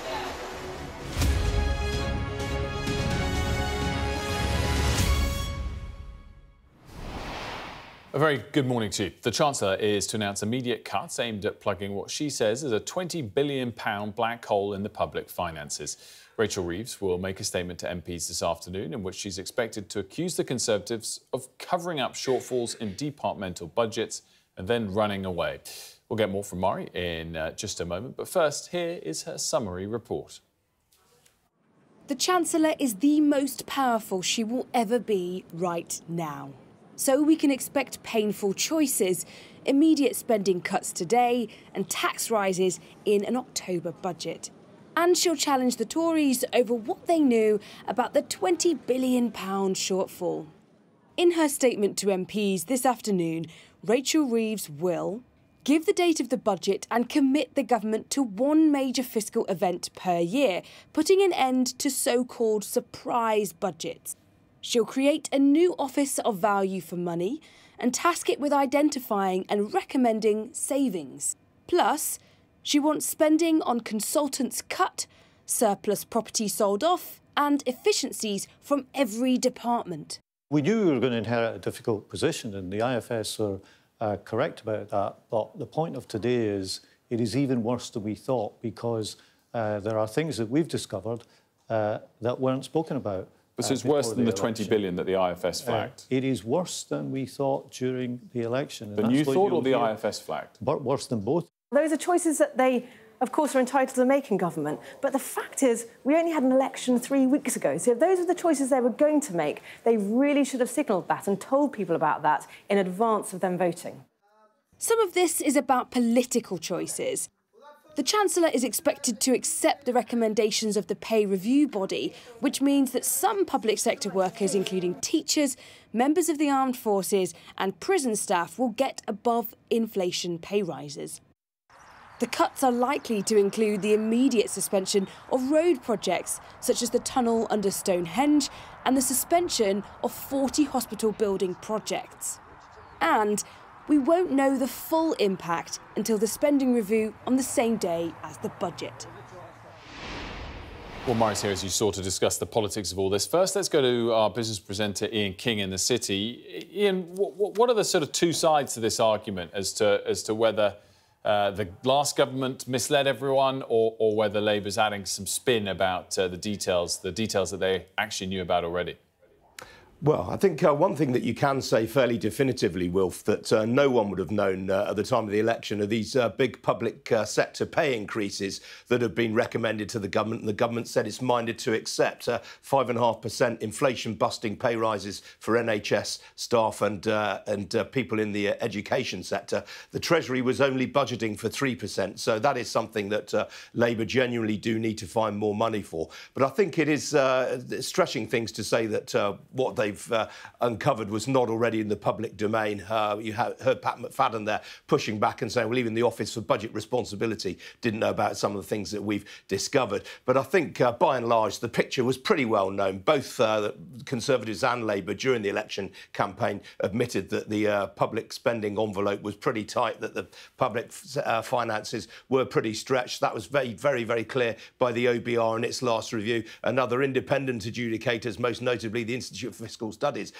actually said during the election campaign that neither Labour nor the Conservatives were being clear with and open with the public about the need for likely tax increases or tougher spending decisions post the general election. Now, what we think will happen, we've already had some of these capital projects being axed. I mean, that is quite surprising, given that Rachel Reeves has said that she wants to be a pro-growth Chancellor, because if you cut capital projects, then that has an impact on growth, as George Osborne discovered back in 2010. And indeed, Wilf, it's the George Osborne playbook that really Rachel Reeves is drawing from. All of this narrative about the inheritance that they've had from the last government. Well, actually, if you look at the economy has probably fared better than any other G7 economy in the first half of this year. So they can't really say that. They're talking specifically about the public finances. And are the public finances worse than, say, the coalition inherited in 2010? Well, that's really, really stretching it.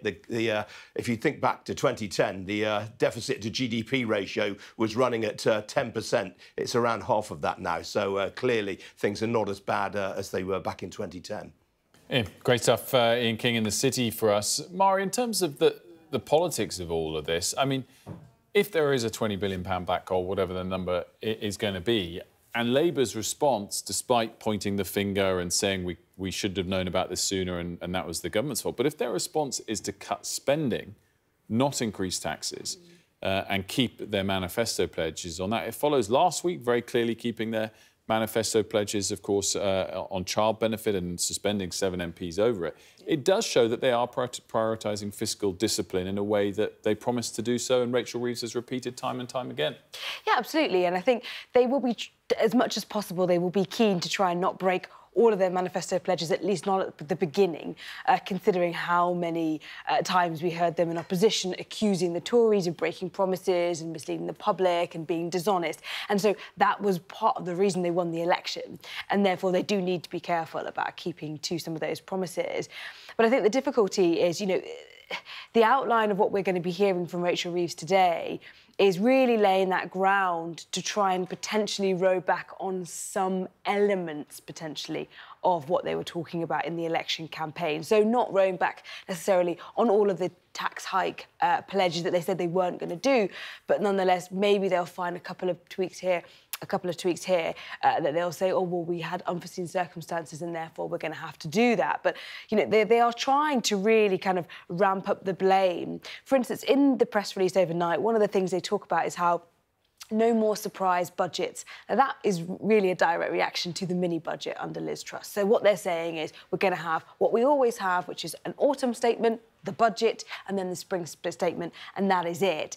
And what they're trying to say is slowly but surely just remind voters and the public that what they're saying is it was the Tories that played fast and loose with the finances, and we won't do that. But what's also important, and what I said in my report, is this is the most strength that Rachel Reeves can demonstrate as Chancellor. She is most likely only going to get weaker and weaker as the honeymoon phase dissipates and public good faith also starts to drain away. So she's going to do unpopular things and painful things. Now is the time when she can try, at least try, and blame it on the previous I wonder if we should say, rather than getting weaker, less powerful. They're in a strong position.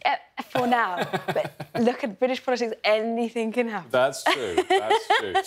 Mara, great stuff, thank you very much. Do stick with us, of course, throughout the day on Sky News. We're going to have a special programme from 3, in fact, from 12. Jane Seckle will be here from the Westminster studio for the build-up to the most significant moment yet for Rachel Reeves as Chancellor.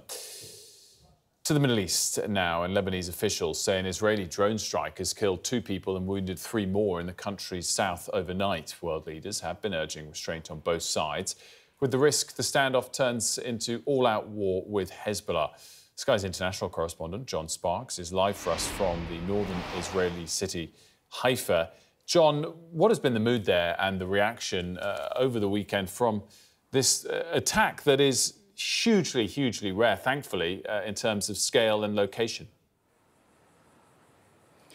Hi, Wilfred. Yeah, absolutely horrific attack. And I can tell you that they're actually still burying the bodies. We saw what I believe were 11 funerals yesterday. 12 children between the ages of 11 and 16 died. 11 funerals yesterday. I believe there's an additional funeral today. Very difficult. I mean, it's grim, but it was very difficult for the emergency services to collect the remains in some cases. So it has taken them some time. The tradition is that they do the burials as quickly as possible, but it has taken them some time. In what is an Arabic-speaking community, a member of the people there practice the Druze faith.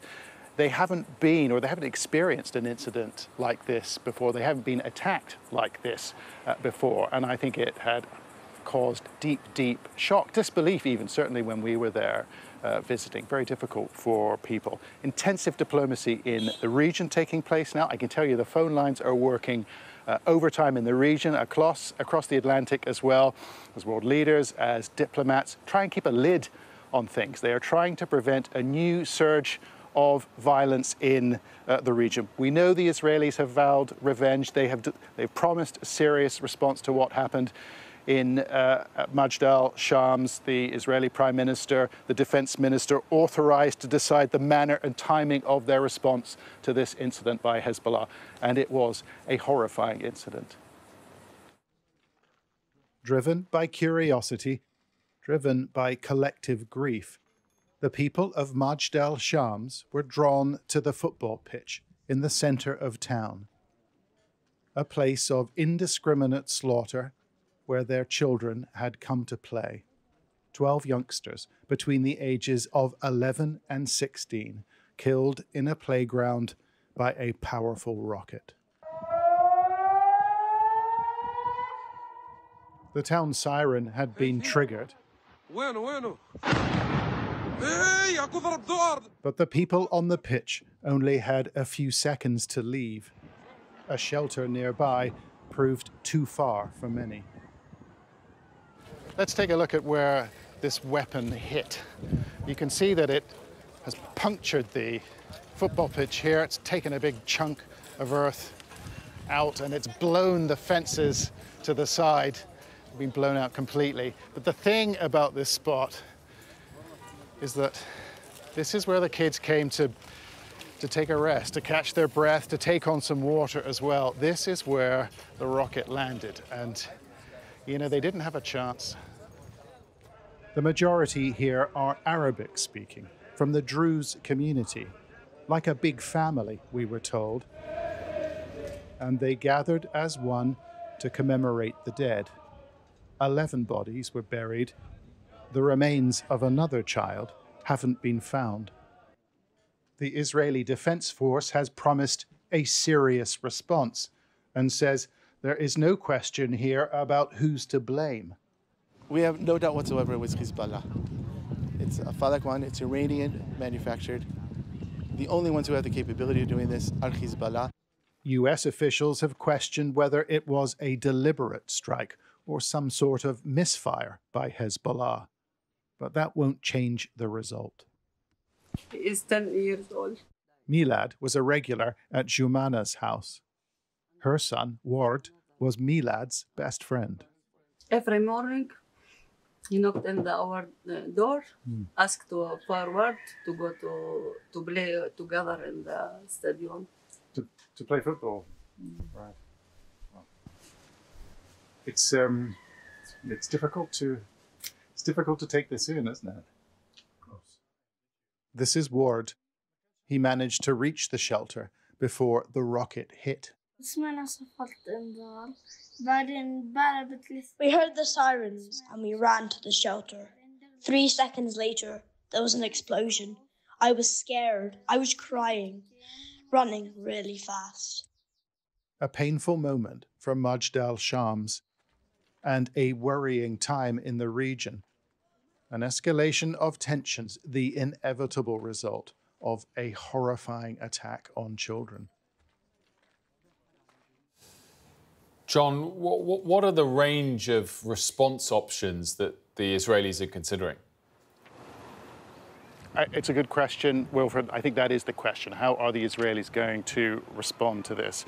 Up to this point in this conflict, we've seen them using airstrikes, drone strikes, sending artillery fire over the Lebanese border. But do they go a step further? Do they, for example, mount some sort of ground incursion into southern Lebanon? If they did, how would Hezbollah respond? You know, they are much better equipped, much more powerful than Hamas in Gaza, for example. And that is what the diplomats are worried about. That is what world leaders are worried about, that kind of escalation, which could happen very quickly indeed.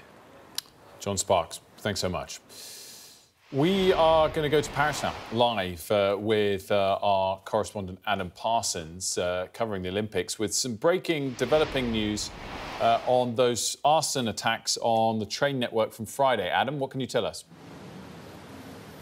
Yeah, in the past few moments, it has been confirmed by Gérald Darmanin, the French Interior Minister, that a person has been arrested in relation to this attack. Let me tell you exactly what we've just been told. This is what they call an ultra-left, so we would probably say an extreme-left militant arrested on Sunday at a site in Seine-Maritime. And the items found with that person included, we're told, access keys to technical premises of SNCF, that is the French National Railway Network, wire cutters, and a set of skeleton keys. So this person was, we're told, arrested on Sunday at an SNCF site in Ruisel, according to a police source who has been quoted by the AFP agency, with access to technical premises, as well as literature that has allegedly linked that person to the extreme left. Now, this follows on from Mr. Darmanin earlier this morning, saying that the investigation had already led them to the conclusion that it was extreme left activists who had carried out this attack, that they thought they had identified a number of people, and interestingly saying that the tactics used in this attack mirrored those that had been used previously by groups from the extreme left in previous attempts at sabotage. Now, just to remind anyone who has forgotten, that this was a sabotage, a coordinated attempt carried out on Friday, the day of the opening ceremony, at a number of sites that pretty much paralysed the parts of the French high-speed rail network, with trains going to the northeast, northwest, out towards the Atlantic coast. An attempt to sabotage the line going south was foiled when people who were on the line without authorisation were spotted by railway workers, and the police were informed.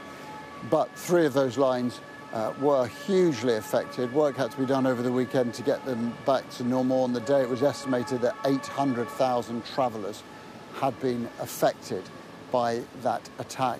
Police, as you might imagine, have been spent days now hunting for those people.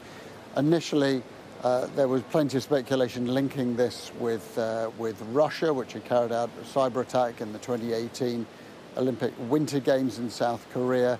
But now the French Interior Minister linking these attacks, in fact, with far-left groups here in France.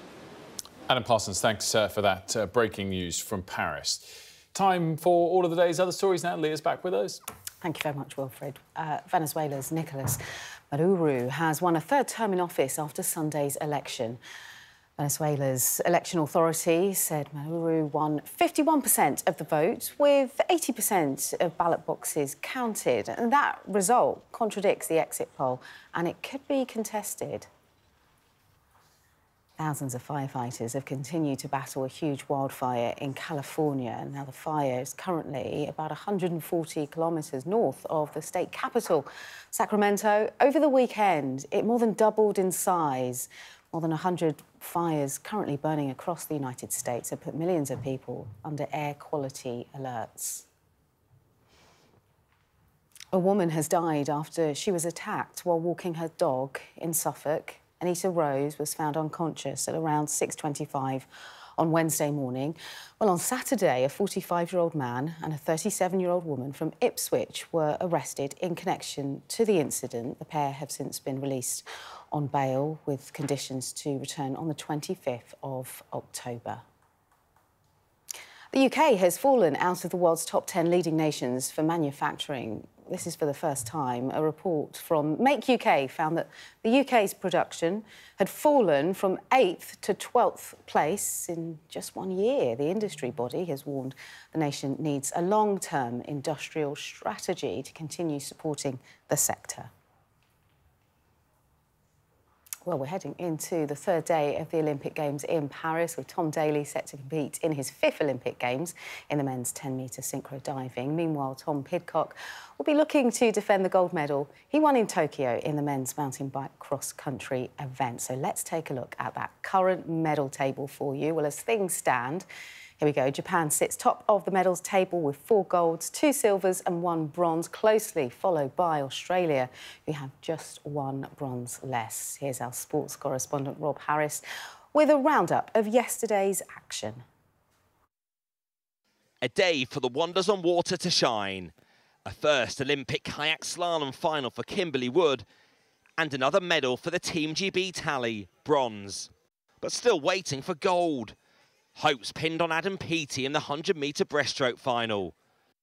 But the 2 times defending champion was pushed to the limit this time and dethroned by 2/100th of a second, stunned by Italian Nicola Martinenghi. And sharing silver, it was that close. If GB need any inspiration, just look to Andy Murray. Hopes of a 3rd Olympic medal and his career looked over after losing the first set in the first round of the doubles, especially when trailing 4-2 with Dan Evans in the second set.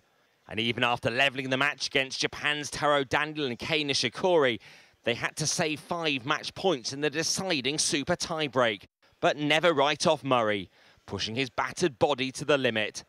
And so he fights on in his final competition before retiring. The hottest tickets were at the gymnastics. Celebrities out in force to see American superstar Simone Biles, back after a 2-year mental health break, as dominant, dazzling as ever, beginning the quest to add to her 7 Olympic medals. But one unwelcome participant in Paris, Steven van der Velde, selected for the Dutch beach volleyball team despite a conviction for raping a 12-year-old British girl. The sun has returned in Paris, but Olympic organisers are blaming days of rain for being forced to call off a swimming training session ahead of the triathlon. It's all over concerns about the water quality in the River Seine and high levels of E. coli bacteria. That's despite more than £1 billion being spent trying to clean up these polluted waters. But back at the safer waters of La Défense Arena, tears of joy for Adam Peaty, celebrating a 6th Olympic medal, and still with a chance of gold later at the Games. Rob Harris, Sky News, Paris. Also to come here on The Breakfast Show, we'll be discussing why Tottenham have the most expensive shirt in English football and what their fans make of it. That's next.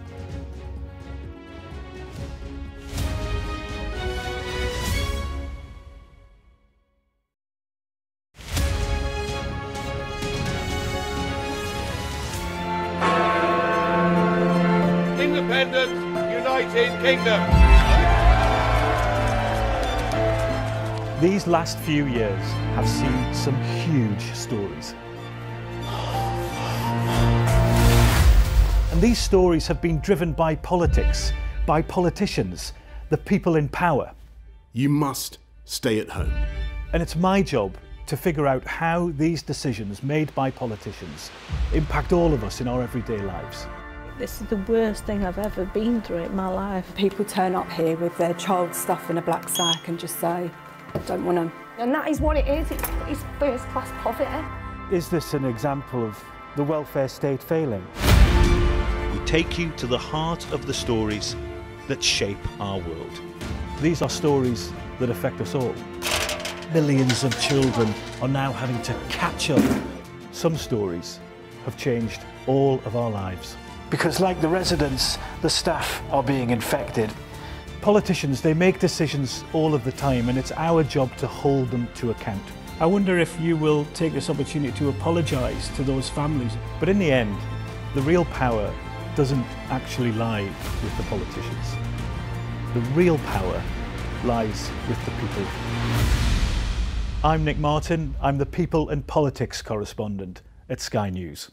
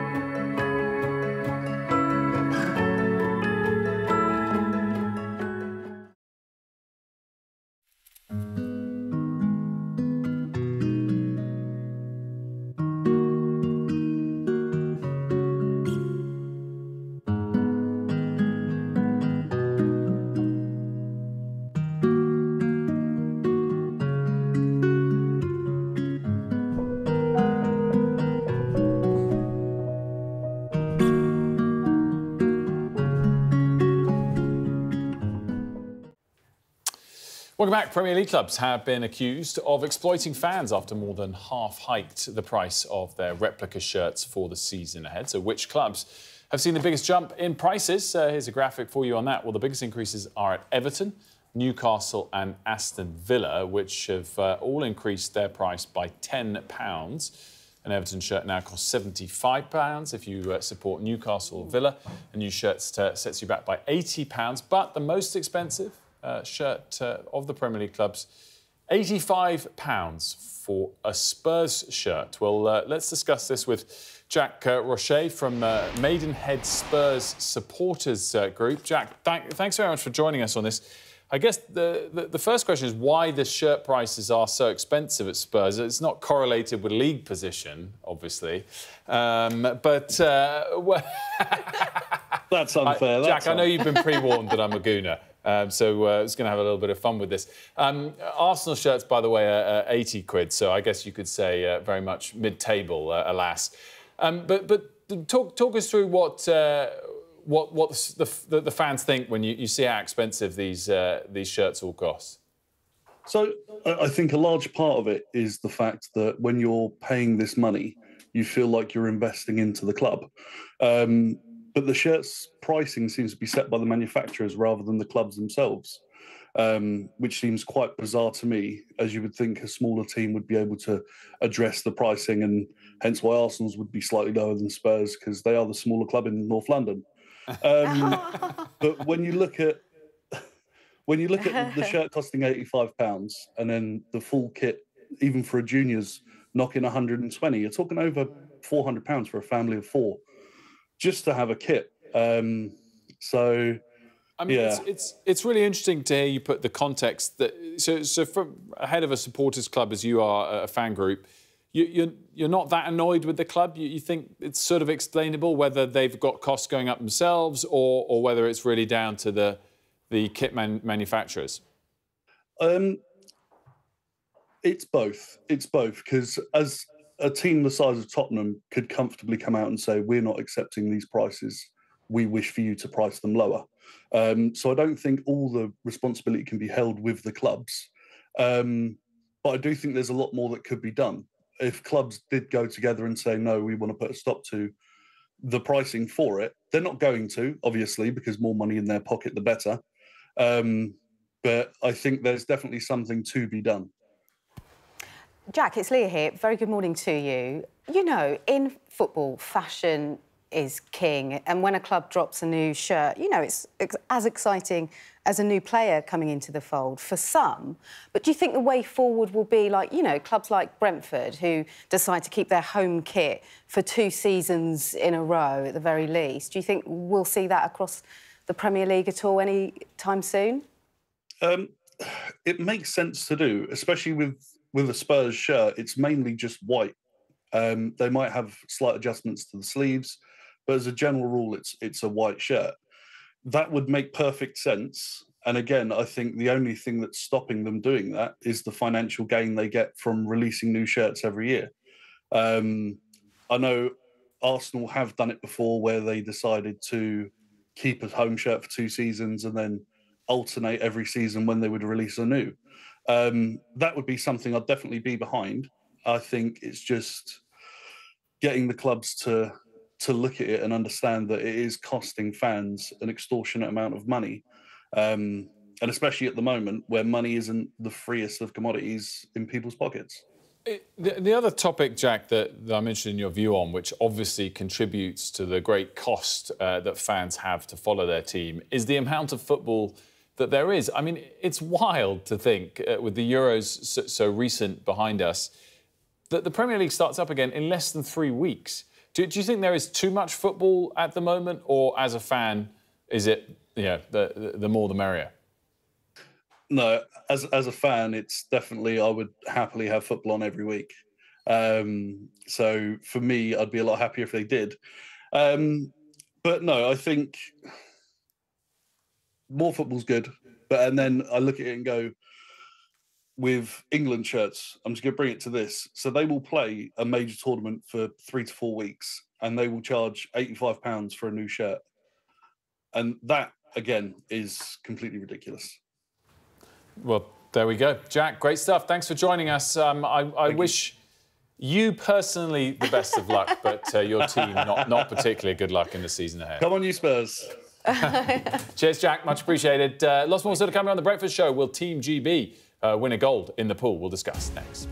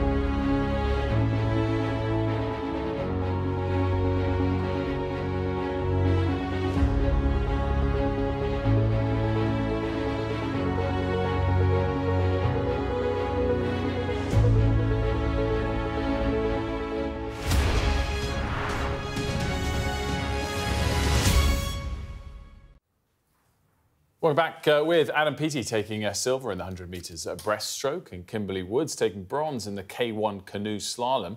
Team GB gained 2 medals yesterday. We are joined now by the Paddle UK chair, Professor John Coyne, to discuss the broader prospects in the canoeing and the kayaking. But first, Professor, tell us about Kimberly Woods' bronze. What do you make of that?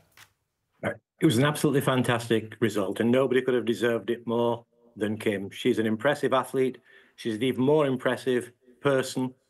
And when she put that run down, destiny was on her side, and she fully merits the medal that she won. Talk us through a little bit of her backstory. Well, she's been on our team for quite a while. She made the final last time in Tokyo, had an unfortunate disaster whilst extremely well placed. So this is a little bit of vindication for her and her coach and supporter, Craig Morris, and all her family and friends around her. And of course, everybody who bought a ticket for the National Lottery has got a stake in Kimberly's medal, because without the support we get from them and the government through UK Sport, we couldn't afford the background that goes to creating an elite athlete as represented by Kimberly yesterday. Professor John Coyne, it's Leah here. Just want to talk and focus on perhaps Adam Peaty for a moment. I'm obsessed with him because his backstory is so interesting. You know, his mum reported that he was so clumsy as a toddler that she signed him up to gymnastics, and now we watch him taking silver in the pool. That was yesterday, but overcoming so many obstacles to get where he is today, and that will breed him in good stead for his future medal hopes moving forward. Well, Adam's an impressive and inspirational athlete, and young people who are being inspired to get into sport to become successful themselves, not only in sport but in life, will take much from that. And it has huge parallels with the journey that Kimberly has been on with us, a less confident young girl full of self-doubt, a few personal problems that she's had to work through. But like Adam, someone of immense resolve and just a wonderfully focused human being who can achieve extraordinary things. And I do hope that that twin success yesterday of Adam and Kimberly will inspire people to want to enjoy the kind of accolades that they enjoy. And I hope it also helps them to appreciate just how much goes on behind the scenes to create that moment on the podium. Adam's troubles have been well documented, and this is a vindication for him. Kimberly's too. She's been brave in putting her backstory in the public domain, and therefore anybody who knows Kim will know that this is just the most well-deserved medal you could ever imagine. Professor Coyne, educate us about kayaking and canoeing in the UK. How good are we at it relative to some of the other sports that we perhaps mention more because of wild success, like cycling? And what are the events to come where we've got medal hopes? Well, I think we're the most successful British sport the public have not noticed yet. And we are world-class in canoe slalom. We've come into this Olympic Games with 3 reigning world champions. Kim herself is the reigning world champion in kayak cross. Joe Clark, who goes later in the week, is reigning world champion in men's K1 slalom and in kayak cross. Adam Burgess, who goes later today for a medal, was 4th in the Tokyo Olympics. So we're an exciting, dynamic, youthful, vibrant sport and world-class across the piece, on the water and behind the water, with our coaching team and our support team. A whole team effort goes into creating a world-class sport, wholly in the family, and appreciating the work that UK Sport do to help us stay there. And indeed, we've welcomed the recognition this week by the Prime Minister that elite sport has such an important role, and the commitments he's given to look at ensuring that we can maintain this preeminence. But canoe slalom, we're up there, we're world class, and we've got some fabulous prospects later this week, so watch this space. Professor Coyne, thanks so much for joining us. We appreciate it. My pleasure. Thank you. Now, GPs are threatening to bring the NHS to a standstill with unprecedented industrial action. Sky's Shaman Freeman-Powell joins us with more. Shaman, talk us through what we're talking about. This is GPs only? GPs in England only, and they are being balloted today. It should close in a few hours, actually, and then we'll find out whether or not they are voting in favour of strike action. If they do vote in favour of strike action, it means they could be on strike as early as this Thursday, so we will be waiting to see the results of that. Now, the reason why GPs are threatening with this strike action is a row over a new contract. This new contract would see services given a 1.9% funding increase for this financial year, but the British Medical Association, which represents many of these family doctors, say that this is well below inflation and could mean that GP services will end up struggling financially. Now, this is somewhat unprecedented. The last time GPs went on strike was back in 1964, so it would be the first time in around 6 decades we would have seen this type of action. What it would look like, it would mean GPs capping the number of patients that they would see per day. On average, GPs say that they can see anywhere between 40 and 50 patients. The British Medical Association says that for safety reasons, they should only really be seeing around 25 patients per day. So if they do vote for this strike action, that's the cap that they will be introducing, limiting the amount of patients that they will see. Of course, this could have huge knock-on effect. It could mean more people attending A&E services and calling 111. Spokesperson for the BMA said that this isn't targeted to patients, it's targeted to NHS England and the Department for Health. But of course, it is patients that will feel the impact if this strike action does go ahead. Shmal, great stuff. Thanks so much. Now, taking a reusable bag to the supermarkets has become the norm for most of us these days, and it's having a very positive impact on the environment. It's exactly 10 years since the carrier bag charge was introduced in England, and the number of plastic bags washing up on our beaches is now 80% lower. Sky's science correspondent Thomas Moore has more for us. That's some plastic, maybe from a carrier bag or a bin bag. The beach cleans just can't keep up with the plastic tide. This is Brighton, and it's far from pristine. You haven't been going for, what, more than 5-10 minutes? You've found quite a lot already. Yeah, probably about 20 pieces of different things. I go swimming quite a lot, and yeah, sometimes you can see plastic and wrappers when you're out there, and that just feels pretty rotten. But new figures show there are at least fewer plastic bags on the shoreline, down 80% since a 5p tax was introduced 10 years ago.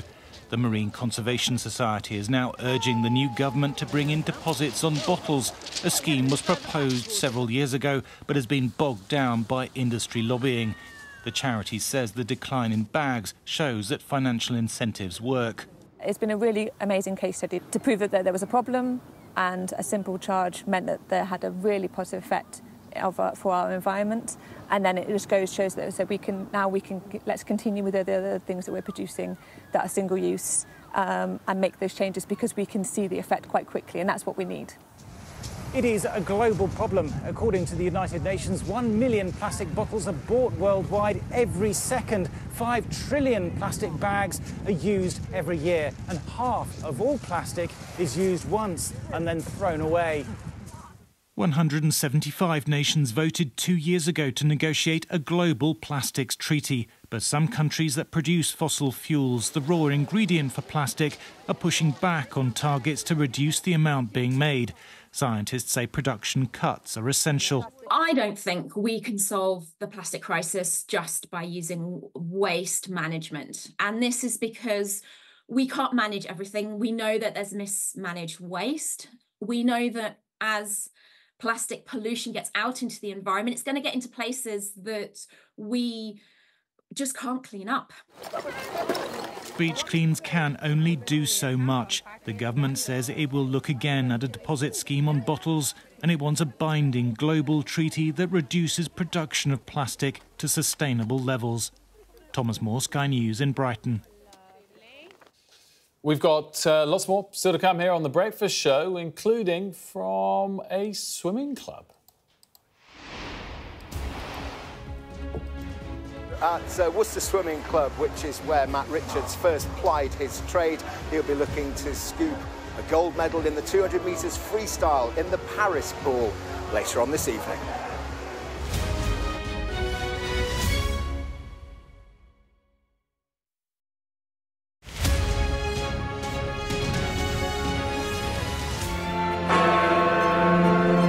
Independence, United Kingdom. These last few years have seen some huge stories. And these stories have been driven by politics, by politicians, the people in power. You must stay at home. And it's my job to figure out how these decisions made by politicians impact all of us in our everyday lives. This is the worst thing I've ever been through in my life. People turn up here with their child stuff in a black sack and just say, don't want to. And that is what it is. It's first-class poverty. Is this an example of the welfare state failing? We take you to the heart of the stories that shape our world. These are stories that affect us all. Millions of children are now having to catch up. Some stories have changed all of our lives. Because like the residents, the staff are being infected. Politicians, they make decisions all of the time, and it's our job to hold them to account. I wonder if you will take this opportunity to apologise to those families. But in the end, the real power doesn't actually lie with the politicians. The real power lies with the people. I'm Nick Martin. I'm the People and Politics correspondent at Sky News.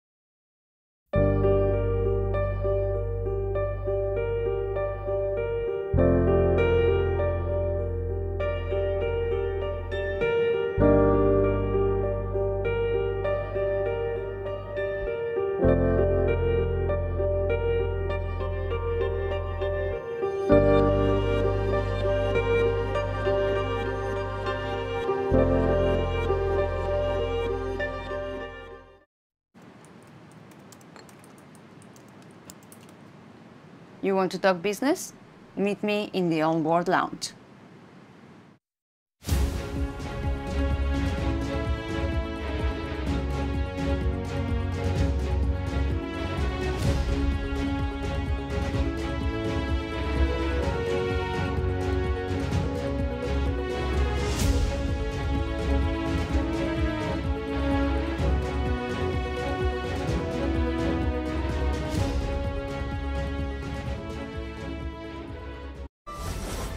Sky Business sponsors Sky News financial reports.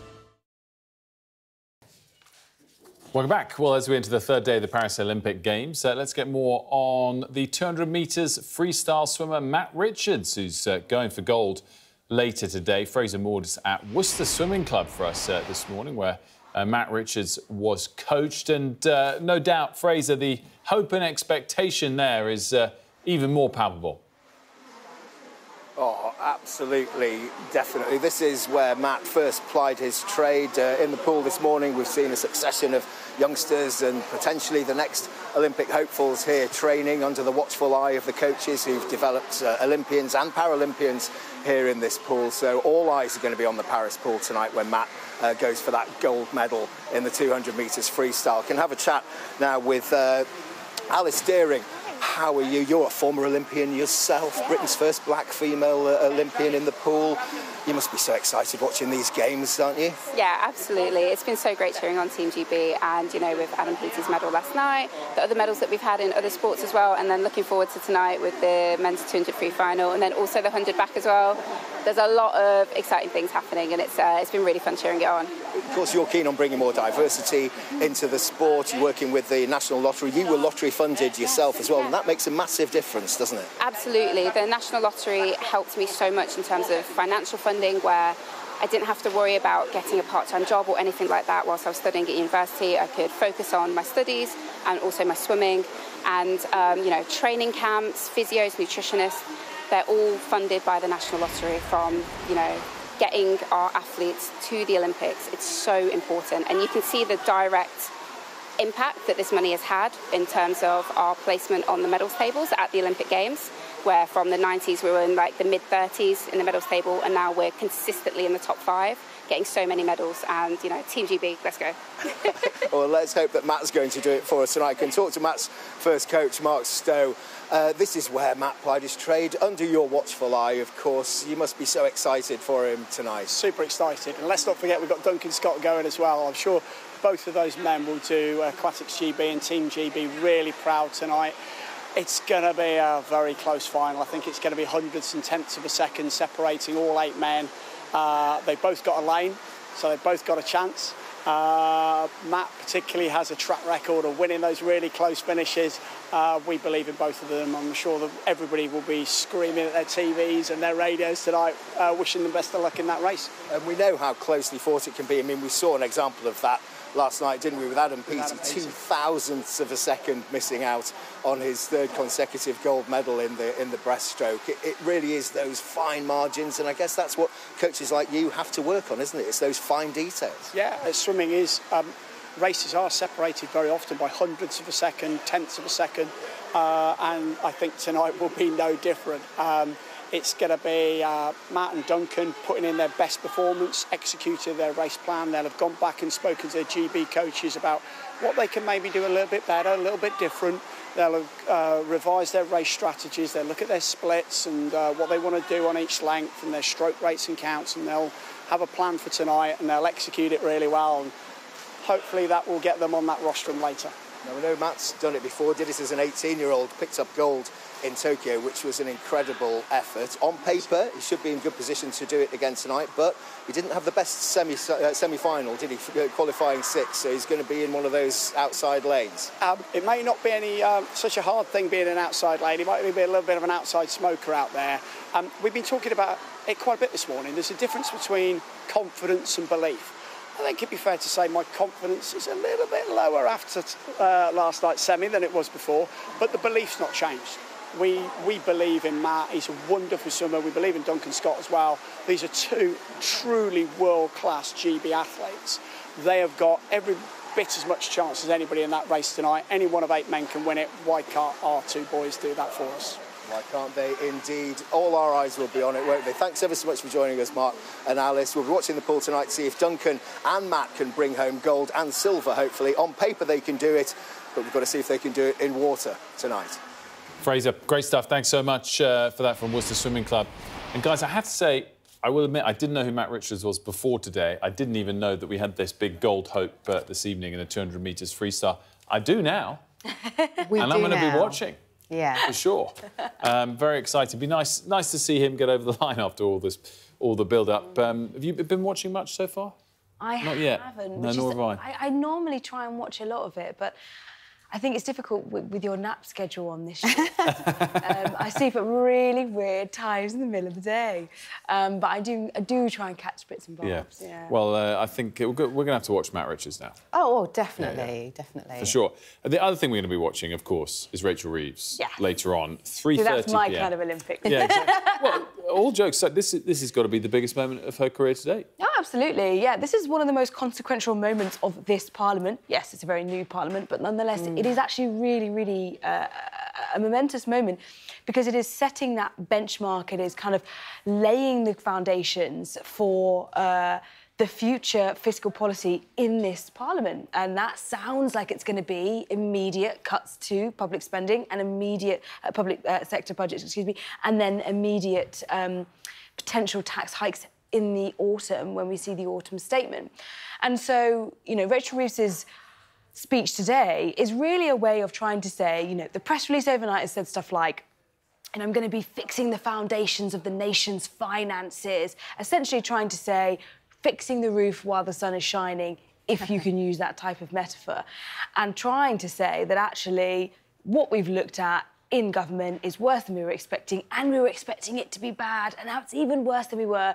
We saw Pat McFadden trying to build up the drama this morning on Sky News. They're trying to have that level of expectation management so people don't feel that they can expect something fantastic, and therefore then they could potentially bring in those tax hikes in the autumn, which might frustrate some, depending on whether it breaks the manifesto pledge. We'll have to see which tax hike. Just clarify the way, will she be doing this speech in a cafe or in Parliament? We have used this footage a little bit too much today. Well, clearly, we believe that Rachel Reeves loves the cafe. Who doesn't love a cafe? Who doesn't love a cafe, yeah. Exactly. But no, she'll be addressing MPs this afternoon, so about 3:30 or so, our special programme with One Free, and she's addressing the House of Commons and all of the MPs, and obviously lots of newly elected MPs, especially on the Labour side as well. The only thing I'd just add, I'm going to be interested to see if they set this up for themselves a little bit more than they needed to, because it depends exactly what the details are. It depends what the OBR response, which will be later in the year, but the IFS response will be quicker, and whether they've.